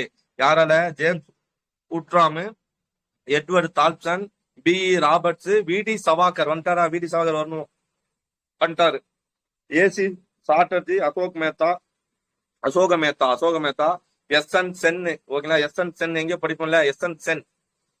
சென் எங்க படிப்போம், எஸ்.என். சென். சக்கரியா குழுவுல வந்து ஒருத்தர் வருவாரு. அப்படியா? எஸ்.என். சென். அந்த 3 பேர்ல ஒருத்தர் வருவாரு. ஓகே. சக்கரியா, சர்சிவராமன், அப்புறம் சென், எஸ்.எஸ்.என். அவர் வருவாரு. Super bro. தேர்தல் ஆணையர் இருக்காருல்ல, தேர்தல் ஆணையராகவும் இருந்திருப்பாருன்னு நினைக்கிறேன். இந்தியா அது சுகுமார் சென் சார், முதல் தலைமை தேர்தல் ஆணையர் சுகுமார் சென் வருவாரு, 4வதா வருவாருன்னு நினைக்கிறேன். ஓகே. நன்றி. ஓகே, 4வது ஒருத்தர் வந்து போறா. ஓகே, ஸோ அப்போ எஸ்.எஸ்.என். அவங்களோட கருத்தை தெரிவித்துள்ளனர். ஓகேவா, நமக்கு வந்து நார்மலா தெரியும் James Outram, Edward Thomson, P Roberts, V D. Savarkar, A C Chatterjee, Ashok Mehta, S N. Sen. அது வந்து இந்திய சுதந்திர போர் என்ற தலைப்பில் சவாக்கர் ஒரு நூலை நான் பார்த்தோமா, இந்திய விடுதலை போராட்டம் சுதந்திர போர்னு ஒரு நூலை எழுதியிருப்பாரு. குறிக்கோள், திட்டம், அமைப்பு, சக்தி வேலை ஆகியவை இருந்தமையால், அதெல்லாம் ஒரு எல்லா வேலையும் இருந்தனால இது வந்து 1900 சுதந்திர போராட்டம் என கூறலாம். சவாக்கர் போன்றவரது வாதம். இந்துக்களும் ஒன்று சேர்ந்து தங்களது நாட்டை அந்நிய ஆதிக்கத்திலிருந்து விடுவிக்க வேண்டும் என்பதே குறிக்கோள். சிப்பாய்கள் கொழுப்பு தடவை தோட்டாக்களை வாங்க மறுத்தது, ஆங்கிலேய அதிகாரிகளை கொன்றது, சிறைச்சாலை உடைத்து கைதிகளை விடுத்தது, மேலிருந்து புறப்பட்டு டெல்லியை கைப்பற்றது, பகதூர் ஷாவை பேரரசனை அறிவுறுத்தது, எல்லாமே திட்டங்கள் சொல்ல வராங்க. ஓகேங்களா, சோ ஆகியவை நன்கு திட்டமிடப்பட்ட செயல்கள் சொல்ல வராங்க. சிப்பாய்களுடைய ஒழுங்கான அமைப்பு இருந்தது. அவர்கள் அமைப்பில் மக்கள் தலைவர்களும் சேர்ந்து கொண்டார். மௌமி அகதுல்லா, நானா சாஹிப், ராணி லட்சுமிபாய் போன்றோர் கலந்து பேசி சதி திட்டம் தீட்டினர். யாத்திரை என்ற பெயரில் நானா சாஹிப் டில்லி, அம்பாலா, லக்னோ, குவால்பி, சிம்லா ஆகிய இடங்களுக்கு சென்று ரகசிய ஆலோசனை நடத்தினார். அப்போ யாரு வந்து யாத்திரை என்ற பெயர்ல, ஓகே, கேள்வி, யார் வந்து யாத்திரை என்ற பெயர்ல, நான் இங்கேயே சொல்லிடுறேன், நான் கிளாஸை கவனிச்சாலே நீங்க டெஸ்ட சரியா பண்ணிடலாம். ஏன்னா கேள்வி நான் இங்கே கொண்டு வந்துடுறேன். யார் யாத்திரை என்ற பெயரில் டெல்லி, அம்பாலா, லக்னோ, கால்பி, சிம்லா ஆகிய இடங்களுக்கு சென்று ரகசிய ஆலோசனை நடத்தினார் அப்படின்னு கேட்டா ஆன்சர் நானா சாஹிப். ஓகேங்களா, நானா சாஹிப். குவாலியரோட தலைவராகி ஆடம்பரத்துல திளைச்சது யாருன்னா நானா சாஹிப். ஓகேங்களா, நோட் பண்ணி வச்சுங்க. யாரு நேபாளத்துக்கு தப்பி சென்று குடும்பத்தோடு தப்பி சென்று இது பண்ணானா ஆன்சர் நானா சாஹிப். ஒரு கேள்விதான், ஒரு ஆன்சர் தான். இந்த ஒரு ஆன்சரை எங்கெல்லாம் போடுவோம்னு யோசிச்சாலே ஆன்சர் முடிஞ்சு போயிடும். சரிங்களா, கான்பூர் படுகொலைக்கு காரணமா இருந்தது நானா சாஹிப். ஓகேங்களா, யாத்திரை செஞ்சு பேர் போனது நானா சாஹிப் அப்படின்னு ஞாபகம் வச்சுங்க. பக்கீர்கள், மௌல்வீல்கள், பண்டிட்கள், சன்னியாசிகள் போன்றோர் ரகசியமாக பிரச்சாரம் செய்தனர். பக்கீரிகள்ன்ற வார்த்தை எங்க படிச்சோம்? நம்ம வேலூர் கழகத்துல இதே வார்த்தையில படிச்சிருப்போம். மௌல்வீல்கள், பண்டிட்டுகள், ஏன்னா அவங்க எல்லாம் போனா யாரும் கண்டுக்க மாட்டாங்க இல்லையா, சோ அதனால போய் ரகசியமா போய் பிரச்சாரம் செய்யறாங்க. ஓகேவா, நேற்று ஞாபகம் மைசூர்ல இருந்து வந்திருப்பாங்கன்னு சொல்லியிருப்பாங்க சார். 3000 பக்கீர்கள் வந்திருப்பாங்க. அது மட்டும் இல்லாம பொம்மலாட்ட பிரச்சாரம் 2 பேர் செஞ்சிருப்பாங்கன்னு பார்த்தோம், ஞாபகம் இருக்கா? அடுத்தது 2 பேர் வந்து பொம்மலாட்டம், சம்திங் அப்துல்லான்னு ஒரு பேர் வரும். ஓகேங்களா, பொம்மலாட்டம் பிரச்சாரம் செஞ்சாங்கன்னு சொல்லி வந்திருக்கும். ஓகே, லட்சுமிபாய் இங்க பாருங்க. லட்சுமிபாய் தனது குடும்ப புரோகிதருக்கு கிளர்ச்சி பற்றி கடிதம் எழுதினார். குடும்ப புரோகிதருக்கு யாரு? லட்சுமிபாய். தாமரை, சப்பாத்திகள், சிப்பாய். நான் சொன்னேன் இல்லையா, எந்த நூல் வந்து இதாச்சு, எந்த நூல் வந்து இதானா தாமரை, சப்பாத்திகள் சிப்பாய்களிடையும் மக்களிடையும் ரகசியமாக விநியோகிக்கப்பட்டன. தாமரை, சப்பாத்திகள். இப்ப சொல்லுங்க, எந்த உணவுப் பொருள் வந்து பெருங்கிளர்ச்சியில முக்கியமான உணவுப் பொருள் வந்து பகிர்ந்து கொள்ள, தகவலை பகிர்ந்து கொள்ள உதவியதுன்னு பார்த்தா எதை சொல்லுவோம்? சப்பாத்திகள், தாமரை சப்பாத்திகள். ரகசியமான டெல்லி கைப்பற்றப்பட்ட உடனே பகதூர் ஷா இந்திய பேரரசன் அறிவுறுத்தினார். எப்ப அறிமுகம்? டெல்லி கைப்பற்றப்பட்ட உடனே பகதூர் ஷா இந்திய பேரரசன் பிரகடனப்படுத்தப்பட்டார். அவரு டெல்லி எப்ப விடுதலை செஞ்சார்? மே 16. நோட் பண்ணி சொல்லும். எனவே 1857 நிகழ்ச்சி இந்திய சுதந்திர போர் தான் சொல்லு பலர் வாதாடுறார். அப்போ நம்மள கூட கேட்கலாம், என்னன்னா மெயின்ஸ் இப்படி வரலாம், 1857 உண்மையாவே சுதந்திர போர் தானா? உன்னோட கருத்து என்ன? இல்ல இது சுதந்திர போர்னு சொல்றதுக்கான கருத்துக்கள் என்னன்னா நம்ம இந்த பாயிண்ட்ஸ் எல்லாம் தூக்கி முன் வைக்கலாம். சரிங்களா, ஒரு திட்டம் இருந்தது, அவங்ககிட்ட ஒரு குறிக்கோள் இருந்தது, அந்நியர்களை தூக்கணும், பகதூர் ஷாவை தலைவராகணும்னு ஒரு குறிக்கோள் இருந்தது. சோ இந்த டேட் கண்டினியூ ஆயிட்டே போகுது. சிறைச்சாலையை உடைச்சாங்க, அங்க இங்க போனாங்க, பகதூர் ஷாவை அறிவிச்சாங்க, விடுதலை ஆக்குனாங்க. அப்ப அது ஒரு திட்டம்படி செயல்பட்டது. சோ மக்கள் தலைவர்கள் இதுல என்ட்ரி ஆனாங்க, சுதந்திர போராதான் இது உண்மையான இருந்தது அப்படின்னு சொல்லி நம்மளா அந்த பாயிண்ட்ஸ் எல்லாம் போடலாம். ஓகேங்களா, ஆர்சி மஜும்தார் போன்றவைகள். ஆர்சி மஜும்தார் இங்க வந்துட்டாரா? அதே முன்னே பார்த்தோம், ஆர்சி மஜும்தார் இங்கே வராரு. சிப்பாய் கலாம் சொல்லியிருப்பாரு, மஜும்தார் போன்றவர்களை கூற்றை பலமாக மறுத்துள்ளாரியா? ஏன்னா ஆர்சி மஜும்தார் என்ன சொல்றாரு, இது சுதந்திர போர் கிடையாதுப்பா, சிப்பாய் கழகம்பா. அவர் சொன்னாரா, ஆரம்பத்தில் இருந்து முடிவு வரை இது என்னவாதான் இருந்திருக்கு, சிப்பாய் கழகமா தான் இருந்திருக்குன்னு சொன்னார் இல்லையா? சோ 1857 போராட்டம் முதல் போராட்டம் அல்ல, அதில் தேசியம் இல்லை, கரெக்டா? தேசியன்றது இல்ல, ஓகேங்களா? இந்திய விடுதலை அதன் நோக்கம் என்று, அதோட நோக்கம் இந்திய விடுதலை கிடையாது என்பதை மஜும்தார் சுட்டிக்காட்டியுள்ளார். அது அடிப்படையில் ஒரு சிப்பாய் கழகம். அவ்வளவே. பாதிக்கப்பட்ட அரசர்கள், நிலச்சுவாந்தர்கள், தாலுக்தார்கள் ஆகியோர் தங்களது சுயநலன்களை பாதுகாக்கவே கிளர்ச்சியில் ஈடுபட்டனர். மக்கள் தேசிய உணர்வால் உந்தப்பட்டு கிளர்ச்சியில் கலந்து கொள்ளவில்லை. வெள்ளையனை விரட்ட வேண்டும் என்ற எண்ணத்தில் கிளர்ச்சி செய்தாலும் அது மட்டும் சுதந்திர போராகி விடாது. வெள்ளையனை வெளியேற்றணும்னு சொல்றது மட்டும் சுதந்திர போர் ஆகாது. கிளர்ச்சி இந்தியா முழுமைக்கும் பரவவில்லை. சிப்பாய்களும் பொதுமக்களும் ஒருங்கிணைந்து போராடவில்லை. பகதூர் ஷாவின் பிரகடனமும் பிற பிரகடனமும் மதத்தின் அடிப்பை மதம். ஏன்னா இப்ப பகதூர் ஷா வந்துட்டாரு. பகதூர் ஷா வந்திருந்தா அவர் எந்த மதத்தின் அடிப்படையில தான் ஆட்சி அமைஞ்சிருக்கும்? வம்சம் சார், முஸ்லீம் ஆட்சியை தான் அமைஞ்சிருக்கும். சோ மதத்தின் அறிப்பை வலியுறுத்தினார் என்று நாட்டு விடுதலையை கோரல, முஸ்லீம் ஆட்சி வரணும் தான் சொல்றாங்க. போராட்டம் தெளிவான பொது நோக்கத்தோடு திட்டமிட்ட அமைப்பை ஏற்படுத்தி பொது தலைமையின் கீழ் நடைபெறவில்லை. பல இடங்களில் இருந்து முஸ்லிம்களிடையே, விவசாயிகள், நிலச்சுவாந்தர்களிடையே, வர்த்தகர்கள், வருவாய்த்துறை நிலையிடையே மோதல்கள் ஏற்பட்டிருக்கு. சோ ஏற்பட்டா பழைய நிலமானிய முறைக்கும் புதிய முன்னேற்ற நடவடிக்கையிடையே ஏற்பட்ட மோதலே அன்றி. அப்ப இது என்ன சொல்றாங்க? பழைய நிலமானிய முறைக்கும், ஏன்னா பழசு வந்து ஜமீன்தாரி முறை, ஜாகிர்தாரி அந்த முறை, அதுக்கும் இப்ப ஆங்கிலேயர் போட்ட முறைக்கும் நடந்த ஒரு மோதலே அன்றி. 1897 கிளர்ச்சி இந்திய சுதந்திர போராட்டம் அல்ல. இக்கிளர்ச்சியை கிறிஸ்தவர்களுக்கு எதிராக நடத்தப்பட்ட கலகம் என்றும் வெள்ளையருக்கும் கருப்பருக்கும் இடையே ஏற்பட்ட இன கலவரம். அப்ப எப்படிலாம் இதை டிஃபைன் பண்றாங்க பாருங்க. இது வந்து கிறிஸ்தவர்களுக்கு எதிராக நடத்தப்பட்ட ஒரு கிளர்ச்சி அப்படின்லாம். அதே மாதிரி வெள்ளையருக்கும் கருப்பருக்கும் இடையப்பட்ட இன கலவரம் என்றும், நாகரிகத்துக்கும் அநாகரிகத்துக்கும் இடைப்பட்ட நடந்த மோதல் என்றும், பொருளாதார சூழ்நிலை எதிர்த்து விவசாயிகள் மேற்கொண்ட வர்க்க போராட்டம் என்று வாதிப்பது ஏற்றுக்கொள்ள கூடியது அல்லையா? இது எல்லாமே அல்ல. இதை வந்து கிறிஸ்துவனுக்கும் வெள்ளையனுக்கும் சொல்லக்கூடாது, கருப்பனுக்கும் வெள்ளையனும் சொல்லக்கூடாது. இது வந்து பொருளாதார சூழ்நிலை எதிர்த்து போராடுறதுன்னு கிடையாது. ஏன்னா அன்னைக்கு திட்டமே கிடையாது. 1887 கிளர்ச்சி வெறும் சிப்பாய் கழகம் மட்டுமன்று, அது இந்திய சுதந்திர போராட்டமும் அன்று ஆங்கில ஆட்சியால் சொல்ல வராங்க. ஓகேவா? சோ சபாக்கர் சொல்றாரு, அதை மறுக்கிறாங்க. கழகத்தின் விளைவுகள் பார்க்கலாமா? கழகத்தின் விளைவுகள் பார்க்கலாம். நீங்களே யோசிச்சீங்க, என்னென்ன வந்துச்சு நீங்களே நம்ம பார்க்கலாம். இதை விட்டுடுங்க, என்னென்ன வந்துச்சுன்னு சொல்லி நம்ம யோசிக்கலாம். அதெல்லாம் இங்க இருக்கா நான் பாத்துக்கலாம். நம்ம புக்ல படிச்சிருப்போமா, இல்ல என்னைக்கோ படிச்சிருப்போமா, ஞாபகம் வருதா பாருங்க. சோ எதனால ஃபர்ஸ்ட் சண்டை எதனால வந்துச்சு? அவங்க வந்து அந்த பன்றி, அவங்க மத உணர்வும் சமய உணர்வும் வந்து புண்படுத்தினாங்களா? அப்ப என்ன வந்திருக்கும்? விக்டோரியா மகாராணி என்ன சொல்லியிருப்பாங்க? சமய உணர்வும் உங்க ஜாதி மத உணர்வு வந்து நான் இனிமே என்ன பண்ண மாட்டேன், கை வைக்க மாட்டேன். உங்களோட சமய உணர்வுகளும் சாதி உணர்வுகளும் இதெல்லாம் நம்மளோட அடிப்படை உரிமை தானே. என் நெத்தில நான் பட்டையை போடணுமா, நாமத்தை போடணுமா, இல்ல வந்து நான் போடாம இருக்கணுமா, தாடி வளர்க்கணுமா, மீச வைக்கணுமா, இதெல்லாம் யாரோட உரிமை? என்னோட அடிப்படை உரிமை. அப்போ மகாராணி என்ன பண்றாங்க? இந்த உரிமைகள்லாம் நமக்கு கொடுக்குறாங்கல்ல, அதனால ஓகேங்களா? அதனால இந்த விக்டோரியா மகாராணியின் பேர் இருக்கு, என்னன்னு சொல்லலாம்? மேக்னா காட்டா. மேக்னா காட்டானா யாரோட மேக்னா காட்டா?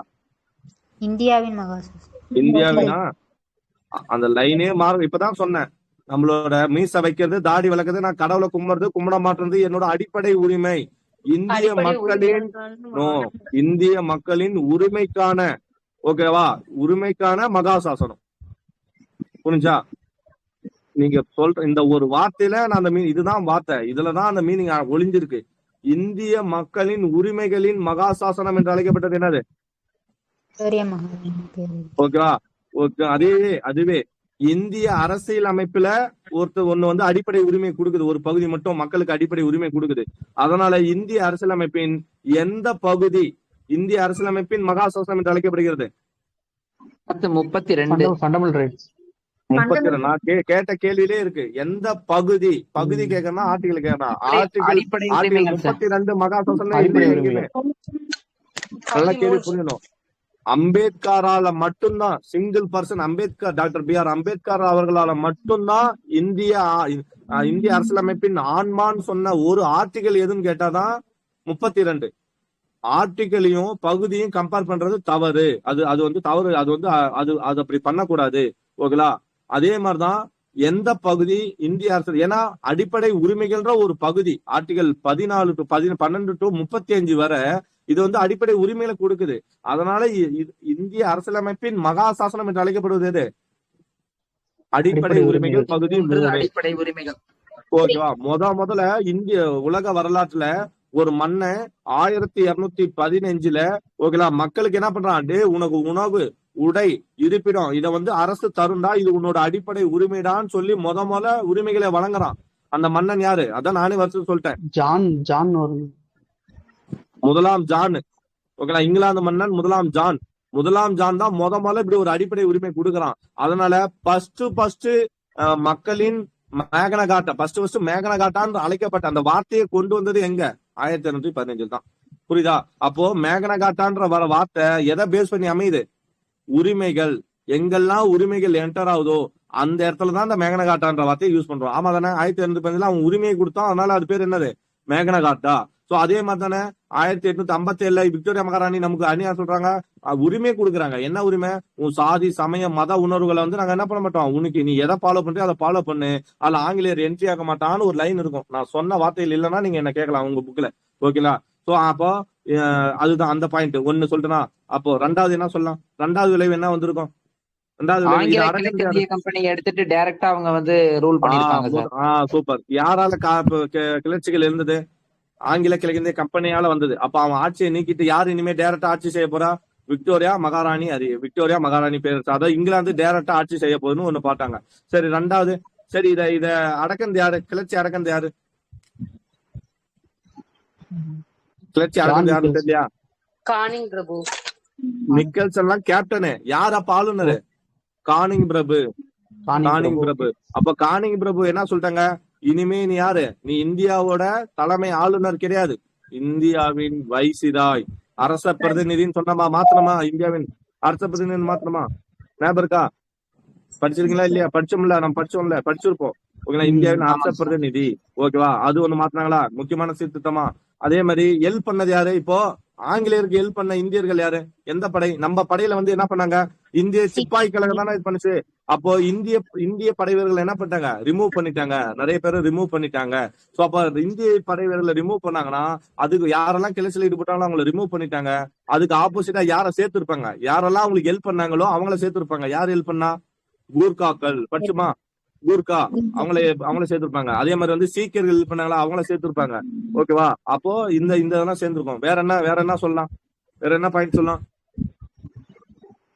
இந்தியாவிற்கான அரசு செயலர் ஒருத்தர் வந்து வெரி குட். எதெல்லாம் கலைக்கப்பட்டிருக்கோம்?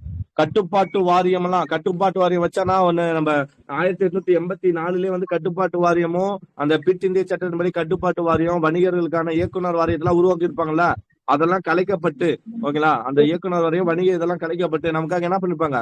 அயலுறவு செயலர்னு ஒண்ணு உருவாக்கி இருப்பாங்க. இப்போ அந்த வாரியங்கள் கலைக்கப்பட்டிருக்கும், அயலுறவு செயலர் வந்து உருவாக்கி இருப்பாங்க. கரெக்டா? அயலுறவு செயலர். ஓகே. அது வந்து நம்ம புக்ல வந்து சார்லஸ் வுட்னு இருக்கும். சார்லஸ் வுட்னு தானே இருக்கு நம்ம புக்ல.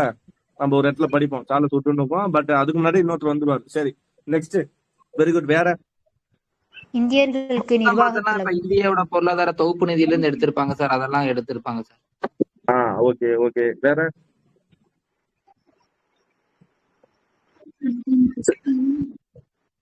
சரி பாக்கலாம். சரி, நம்ம ஹைலைட்டரான கொள்கையை பார்த்துட்டோமா? அது இப்ப கீழே இருக்கான்னு பாத்துடலாமா? இந்திய விடுதலை போராட்டத்தில் வரலாற்றின் முக்கிய நிகழ்வு 1857. சரி, இந்த விக்டோரியா மகாராணி பேருக்கு அறிக்கை எப்ப வந்திருக்கும்? எப்ப அறிக்கை வந்திருக்கும்? எப்ப அவங்க கையெழுத்து போடுவாங்கன்னா ஆகஸ்ட் 2. இந்தியாவுக்கு வந்து சேர்ந்தது எப்போ? நவம்பர் 1. யார் இதை வாச்சிருப்பாரு? கானிங் பிரபு. எங்க வாச்சிருப்பாரு? அலகாபாத் தர்கார். அது மாதிரி இன்னொன்னு, இந்த பிரகடனம் அனைத்து உள்ளூர் மொழிகளிலும் என்ன பண்ணிருப்பாங்க? மொழிபெயர்க்கப்பட்டு வாசிச்சிருக்கோம். அது ஒரு ஹைலைட். ஞாபகம் இருக்கா? அனைத்து உள்ளூர் மொழிகளிலும் வாசிக்கப்பட்டிருக்கும். ஃபர்ஸ்ட் வாசிச்சது அலகாபாத் தர்பார் நவம்பர் 1. கானிங் பிரபு ஆகஸ்ட் 2 தான் இது வந்து ஏற்றப்பட்டிருக்கும். ஓகேவா? சோ இந்திய விடுதலை போராட்ட முக்கிய நிகழ்வு 1902 நவம்பர் 1 விக்டோரியா மகாராணி பேரரசு வெளியிட்ட பிரகடனம். ஆகஸ்ட் 2 ஞாபகம் வச்சுக்கணும். ஓகேங்களா? நிலவிணைப்பு அவகாசிலி கொள்கை. நிலவிணைப்பு என்னது? துணைப்படை திட்டமா? கேன்சல். அவகாசிலி கொள்கை என்னது? அவகாசிலி கொள்கைனா வாரிசிலப்பு கொள்கை. அவகாசிலி கொள்கை பிரிட்டிஷ் பேரரசு இந்திய அரசர்களின் சில உரிமைகளை அங்கீகரித்தது. உதாரணமாக இந்திய அரசர்களின் வாரிசு உரிமைகள் ஏற்றுக்கொள்ளப்பட்டது. அதே போன்று அவர்கள் கம்பெனி செய்து கொண்ட ஒப்பந்தங்களுக்கு ஒப்புதல் அளிக்கப்பட்டது. அப்புறம் இன்னொன்னு சொல்லிப்போம், மன்னர்கள் வந்து மதிக்கப்பட்டிருப்பாங்க, மன்னர்களுக்கான உரிமைகள் வழங்கப்பட்டிருக்குன்னு ஒரு வார்த்தை வரும். இந்தியாவில் இங்கிலாந்தின் முடியாட்சியின் கீழ் கொண்டு வரப்பட்டது. அதான் மெயின். சோ கம்பெனி சேர்ந்த அந்த ஒப்பந்தத்தை ஒப்புதல் பண்ணிட்டாங்க. சோ உரிமைகளை அங்கீகரிச்சாங்க. அவங்க வாரிசு உரிமையை ஏத்துக்கிட்டாங்க. சரியா? சோ இந்தியா இங்கிலாந்தின் முடியாட்சியின் கீழ் கொண்டு வரப்பட்டது. இது ஹைலைட்டட் பாயிண்ட். மைய நிர்வாகம் மேலும் பலப்படுத்தப்பட்டது. ஓகே. இந்திய அரசாங்க மைய நிர்வாகம். இந்திய ராணுவத்தில் பெரிய மாற்றங்கள் செய்யப்பட்டன. சொன்னலையா ராணுவத்துல, ஏன்னா இந்தியர்களை எடுத்துருவானுங்க. ஏன்னா அவங்க தானே கழகத்துல ஈடுபட்டாங்க. சோ தனித்தனியாக செயல்பட்ட மன்னர் படைப்பிரிவும் கம்பெனி படைப்பிரிவும் ஒன்றாக இணைக்கப்பட்டன. ஐரோப்பிய படைவர்களின் எண்ணிக்கை என்னச்சு? அதிகரிக்கப்பட்டது. நான் சொன்னா சீக்கியர் பிரிவு, இந்த புக்கை நானும் இப்பதான் படிக்கிறேன் உங்க கூட. ஓகேங்களா? ஆனா நம்ம ஸ்கூல் புக்ல படிச்சதை வச்சு நான் இதை சொல்லிட்டு இருக்கேன். கூர்கா பிரிவு என்றும் ஜட் பிரிவு என்றும் இந்திய சிப்பாய்கள் பிரிக்கப்பட்டனர். ஏன்னா அவங்க தான் ஆங்கிலத்துக்கு நம்பிக்கையா இருக்காங்க. எக்ஸ்ட்ரா ஒரு பிரிவு வந்து ஜட் பிரிவு. பேஷ்வா 2ஆம் பாஜிராவின் வாரிசு நானா சாஹிப், முகலாய பேரரசர் பகதூர் ஷா போன்ற முரண்பாடுகள் நீக்கப்பட்டன. அதாவது பேஷ்வா 2ஆம் பாஜிராவின் வாரிசு, பேஷ்வா 2ஆம் பாஜிராவின் வாரிசு தான் யாரு? நானா சாஹிப். ஆமா, இந்த பாயிண்ட விட்டுட்டேன். ஓகேங்களா? பேஷ்வா 2ஆம் பாஜிராவ் தான் யாரு? கடைசி பேஷ்வாவா நம்ம பார்க்கல. பேஷ்வா 2ஆம் பாஜிராவோட வாரிசு தான் யாரு? நானா சாஹிப். முகலாய பேரரசர் பகதூர் ஷா போன்ற முரண்பாடுகள் நீக்கப்பட்டன. இவரோட வாரிசு வந்து நானா சாஹிப், முகலாய பேரரசர் பகதூர் ஷா போன்ற முரண்பாடுகள் நீக்கப்பட்டன. அதெல்லாம் நீக்கப்பட்டது. மத சுதந்திரமும் அரசியல் சமூக சொன்னோம் இல்லையா? மத சுதந்திரம், அரசியல், சமூக, அரசியல், நிர்வாக, இனச்சமத்துவமும் வழங்கப்பட்டது. நீதித்துறை சீர்திருத்தம் செய்யப்பட்டு ஒவ்வொரு மாநிலத்திலும் ஒரு உயர்நீதிமன்றம் ஏற்படுத்தப்பட்டதுன்னு பார்ப்போம். எந்த வருஷம் அமையும்? 1862 சார். 61 வந்து சட்டம், உயர்நீதிமன்ற சட்டம் எப்பனா 61. எப்ப அமையும்னா 1862 அமையும். ஆல்ரெடி என்ன பண்ணிட்டாங்க நம்ம பார்த்திருப்போம். ஒழுங்குமுறை சட்டத்தின்படி 1773 படி 74ல முதல் உச்ச நீதிமன்றம் எங்க அமையும்? வில்லியம் கோட்டையில அமையும். அதோட தலைவர் யாரு? Sir Elijah இம்பே. 1+3 இருக்கும். ஒரு தலைவர் 3 இது. அதுக்கப்புறம் 1801 சென்னை, 1823 பம்பாய். ஓகேங்களா? இதெல்லாம் என்னைக்கோ படிச்சதுதான். 1821 பம்பாய். இந்த 3 இடத்துல உச்ச நீதிமன்றம் அமையும்.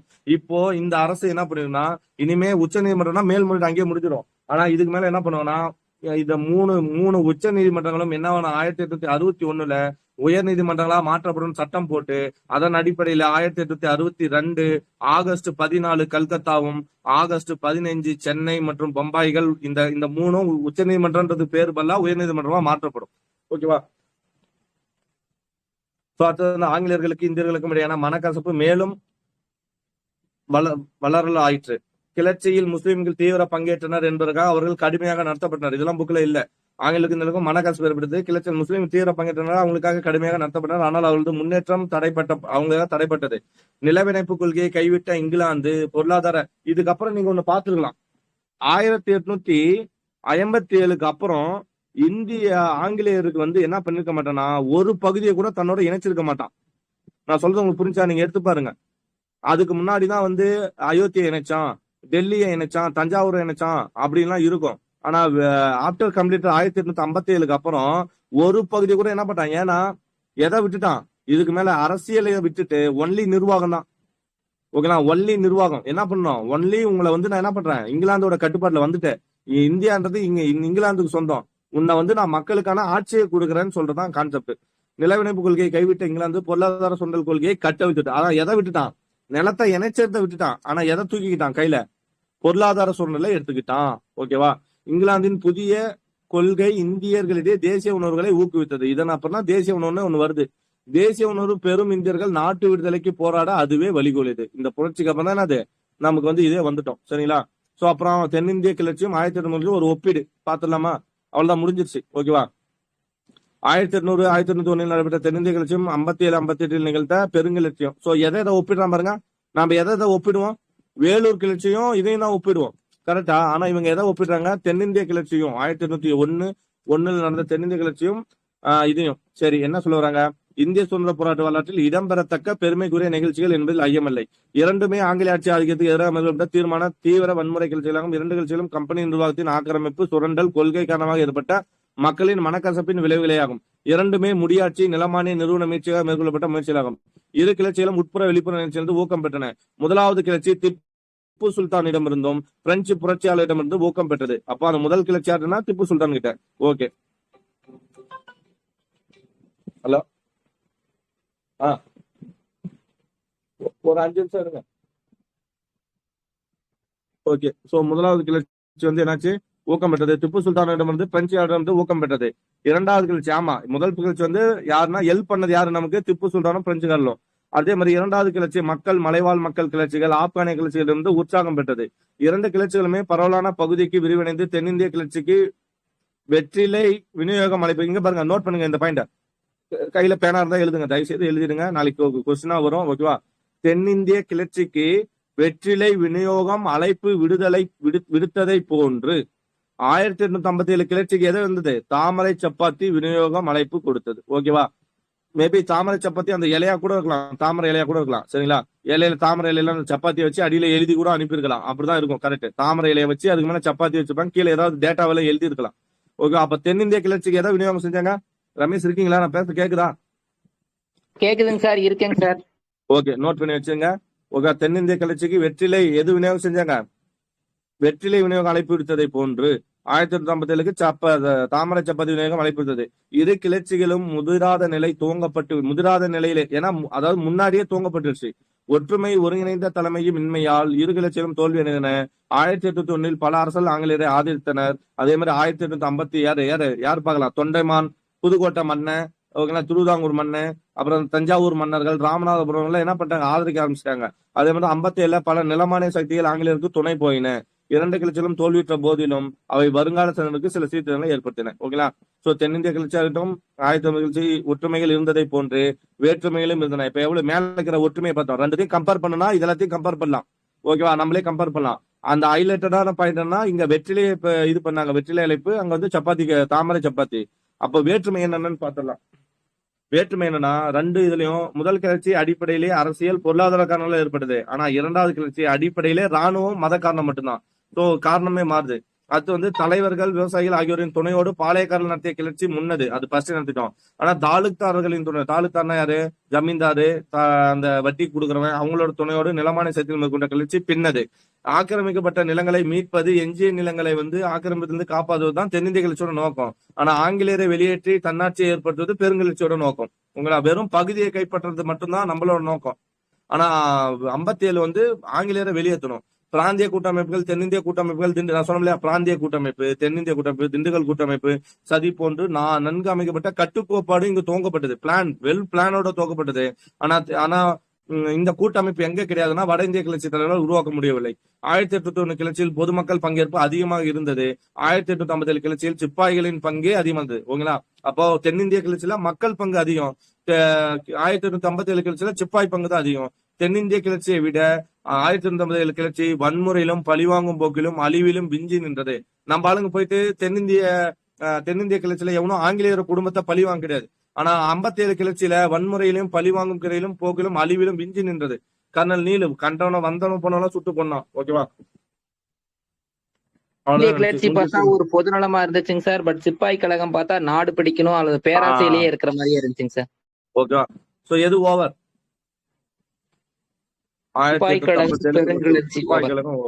ஓகேங்களா? சோ ரொம்ப நேரமா இந்த லைவ் போயிட்டு இருக்கலாம். 3 மணி நேரம் ஆயிடுச்சு. நடுவுல ரொம்ப ஸ்ட்ரகிள் வந்துச்சு. ஓகேவா? சோ இருந்தாலும் சரி, பெருங்கிளர்ச்சி ஏன் இதை நான் இவ்வளவு டீப்பா இது பண்ண அப்படின்னு பார்த்தோன்னா, நீங்க ஜஸ்ட் குரூப் 1 மெயின்ஸ் கொஸ்டினா இருக்கட்டும், குரூப் 2 மெயின்ஸ் கொஸ்டின் எடுத்து பாருங்க. பெருங்கிளர்ச்சி இல்லாத கொஸ்டின்ஸ் ரொம்ப ரொம்ப ரேர் தான். சரிங்களா? சோ இதை நோட் பண்ணீங்க. இதுல எப்படி வேணாலும் கொஸ்டின் வரலாம். முக்கியமான பாயிண்ட்ஸ் எடுத்து எழுதினீங்கன்னா யூஸ் ஆயிருக்கும். சப்போஸ் யாராவது எடுத்து எழுதிருந்தீங்க அப்படின்னா அட்மினுக்கு ஷேர் பண்ணுங்க. ஓகேவா? சரி, ஓகேவா? ஆமா, அடுத்து நீதி கட்சி பிராமணர் அறிக்கை முடிஞ்ச அளவுக்கு இன்னைக்கு ஈவினிங் போட பாக்குறேன் ரமேஷ். சரிங்களா? ஈவினிங் தான் போடுவேன், பாக்கலாம். நான் முன்னாடி குரூப்ல அப்டேட் பண்ற போறது முன்னாடி. சரிங்களா? குரூப்பை பாருங்க. இந்த கிளாஸ் யூஸ்ஃபுல்லா இருக்கா இல்ல டைம் வேஸ்ட் ஆகுதா? எத்தனை பேர் இருக்கீங்கன்னு தெரியல சார். இதுல நிறைய டைம் மிச்சம் ஆகுதுங்க சார். அதுக்காண்டி ஒன்றும் பிரச்சனை இல்லைங்க சார். ஓகே தானே? இது ஓகே தானே? 54 பேர் இருக்கீங்க, பரவாயில்ல. யூடியூப்பை விட இது நல்லா தான் சார் இருக்கு. அப்படியா சார்? ஒரே ஒரு ரெக்வெஸ்ட். புரியல ப்ரோ. ப்ரோ அந்த இது கொஸ்டின் குடுக்குறீங்களே, அதுல ஆன்சர் மட்டும் கொஞ்சம் எக்ஸ்பிளனேஷனோட கொடுத்தா கொஞ்சம் ரொம்ப யூஸ்ஃபுல்லா இருக்கும். கொஸ்டின் ரொம்ப சூப்பரா இருக்கு. இல்ல நீங்க ஆன்சர் பாருங்க. கொஸ்டினை டைப் பண்றதுக்கு நீங்க சொல்றது கரெக்ட் தான். ஆனா அதுக்கு தான் நான் எக்ஸ்பிளைன் வீடியோ ட்ரை போடுறேன். ஆனா என்ன வந்து அதுலயே நீங்க கொடுக்க சொன்னீங்கன்னா அது கட்டாய முடியாது என்னால. நான் ஓப்பனா சொல்றேன். ஏன்னா என்னால 50 கொஸ்டின் 100 கொஸ்டினா நீங்க சொல்ற மாதிரி எடுப்பேன். நான் இப்பயும் சொல்றேன், சங்கர் மாதிரியோ அப்போலோ மாதிரியோ எக்ஸ்பிளனேஷன் கொடுக்கணும்னா என்னால முடியும். பட் அதுக்கான ரொம்ப நான் 75 கொஸ்டின் கொடுத்துட்டு மேக்ஸ் 25 கொஸ்டின் கொடுத்தனா என்னால அது முடியும். ஆனா நான் கணக்கே பார்க்காம கொஸ்டின் எடுக்கிறேன். நான் கவுண்டே வைக்க மாட்டேன். எவ்வளவு பெரும்பாலும் கொஸ்டின் எடுக்க முடியுமோ தான் நான் அதை பாக்குறேன். அதனால என்னால கண்டிப்பா அது கொடுக்க முடியாது. அந்த மாதிரி டைப் பண்ணி என்னால கொடுக்க முடியாது. எனக்கு அதுக்கான வாய்ப்புகள் இல்ல. ஓகேங்களா? சோ அட்மின், ஏன்னா இப்பவே நான் வந்து அட்மினை ரொம்ப வேலை வாங்குற மாதிரி எனக்கு ஃபீல் ஆகுது. அது நான் உழைக்கிறதுக்கு நான் வந்து நான் உழைக்கிறதுக்கு ரெடி.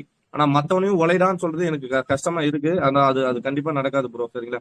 நான் சொல்லிட்டேன். சரி சரி உங்களுக்கு வேணா நான் போடுற எக்ஸ்பிளைன் வீடியோ போடுறேன் உங்களுக்கு ஆனா என்னன்னா அந்த டைம் இல்ல உங்களுக்கான எனக்கு புரியுது. உங்களுக்கு நான் போடுற எக்ஸ்பிளைன் வீடியோ பார்க்கக்கூடிய ஒரு 3 மணி நேரம் டைம் உங்களுக்கு இருக்கிறது இல்ல. அது எனக்கு புரியுது, நல்லாவே புரியுது. ஆனா பட் என்னால அதுதான் பண்ண முடியும். சரிங்களா? சார் இந்த வீடியோ வந்து ரெக்கார்ட் ஆகும்போது வீடியோவோட சேர்த்து வராதுங்களா சார்? இந்த வீடியோ ரெக்கார்டா இது போட முடியுமான்னு முடிஞ்சதுக்கு கேக்குறீங்களா? நான் ரெக்கார்ட் பண்றேன். அது ரெக்கார்ட் ஆச்சுன்னா நான் கண்டிப்பா யூடியூப்ல கூட அப்லோட் பண்ணி விட்டுறேன். ஓகேங்களா? நீங்க பாத்துங்க, பார்க்க முடியும் இல்ல ஆடியோ பாத்துங்க. மட்டும்தானே வருது, வீடியோவும் வராது சார். அதான் மேடம், அன்னைக்கு நேத்து ஆடியோ மட்டும் தான் இதாச்சு. இன்னைக்கு நான் ட்ரை பண்றேன். நீங்களும் கொஞ்சம் ட்ரை பண்ணுங்க. ஓகேங்களா? இப்போ எனக்கும் வேலை தான் இருக்கும். நான் ஒன்னும் நான் நல்லா கவனிங்க. இப்போ உங்க இதுல வந்து நீங்க ஃப்ரீயா இருக்கிற சமயத்துல கண்டிப்பா என்னால வந்து வீடியோ போடுறதுக்கு நேரம் அமையல. பட் இருந்தாலும் நான் இப்ப நானும் என்னத்த தியாகம் செய்யறேன்னா, இப்ப காலையில இருந்து உட்காந்து தண்ணி கூட குடிக்காம, ஏன்னா எழுந்து போனா 2 நிமிஷம் ஆகும்னு சொல்லிட்டு தண்ணி குடிக்காம உட்காந்துருக்கேன். ஓகேங்களா? சாப்பிடாம உட்காந்துருக்கேன். நைட்டு தூக்கத்தை தியாகம் பண்றேன். ஓகேங்களா? சோ நீங்களும் முடிஞ்ச அளவுக்கு வேலை செய்யும் போது சைட்ல போன வச்சுட்டு கூட வேலை செஞ்ச அளவுக்கு முடிஞ்ச அளவுக்கு பாருங்க. அது எல்லாராலையும் முடியாது, பட் முடிஞ்ச அளவுக்கு பாருங்க. ஓகேங்களா? நான் அவ்வளவுதான் அதையும் சொல்றேன். நான் வீடியோவை ரெக்கார்ட் அட்டன் பண்ணிருக்கோம் சார். என்ன கிளாஸ் அட்டன் பண்ணிருக்கோம் சார். திருப்பி எடுத்து பார்க்கறதுக்கு யூஸ்ஃபுல்லா இருக்குல்ல, ஓகே அதுக்காக ஓகே சொல்றேன். இப்ப கிளாஸ் அட்டன் பண்ணிருக்கேன் சார் ஃபுல்லா. ஓகே ஓகே நான் கட்டாயம் அதுவும் பண்றேன். சரிங்களா? Okay sir, thank you. இல்ல இதுல ஆஃப் எனக்கு, ஏன்னா இது புதுசு. நானுமே ரெக்கார்ட் ஆகுதுதான் நான் அப்லோட் பண்ணிடுறேன். கட்டாயம் நான் ட்ரை பண்றேன். Okay sir. ஏன்னா மத்தவங்களும் இருக்காங்க, என்னால எனக்கு தெரியும். மத்த எல்லாராலையும் இதை அப்டேட் பண்ண முடியாது அப்படின்றது தெரியும். இன்னைக்கு நானே சொல்லிருக்கேன், ஒரு நல்ல டெஸ்ட் பேட்ச்ல போயிட்டு டெஸ்ட் எழுதி பாருங்கன்னு சொல்லுவேன். இதுல நிறைய டேட்டா இருக்கு, ஞாபகம் வச்சுக்க முடியல. சோ ரெக்கார்ட் ஆயிருந்ததுன்னா இன்னும் கொஞ்சம் ஆ யூஸ்ஃபுல்லா இருக்கிற ஒரு ஓகே ஓகே ஓகே கட்டாயம் போடுறேன். கட்டாயம் நான் போடுறேன். பிடிஎஃப் கூட சார் இது இருக்கு, வாய்ஸ் வச்சு பிடிஎஃப் வச்சு கூட நீங்க நோட் பண்ணிக்கலாம். சப்போஸ் வீடியோ உங்களுக்கு பண்ண முடியலைன்னா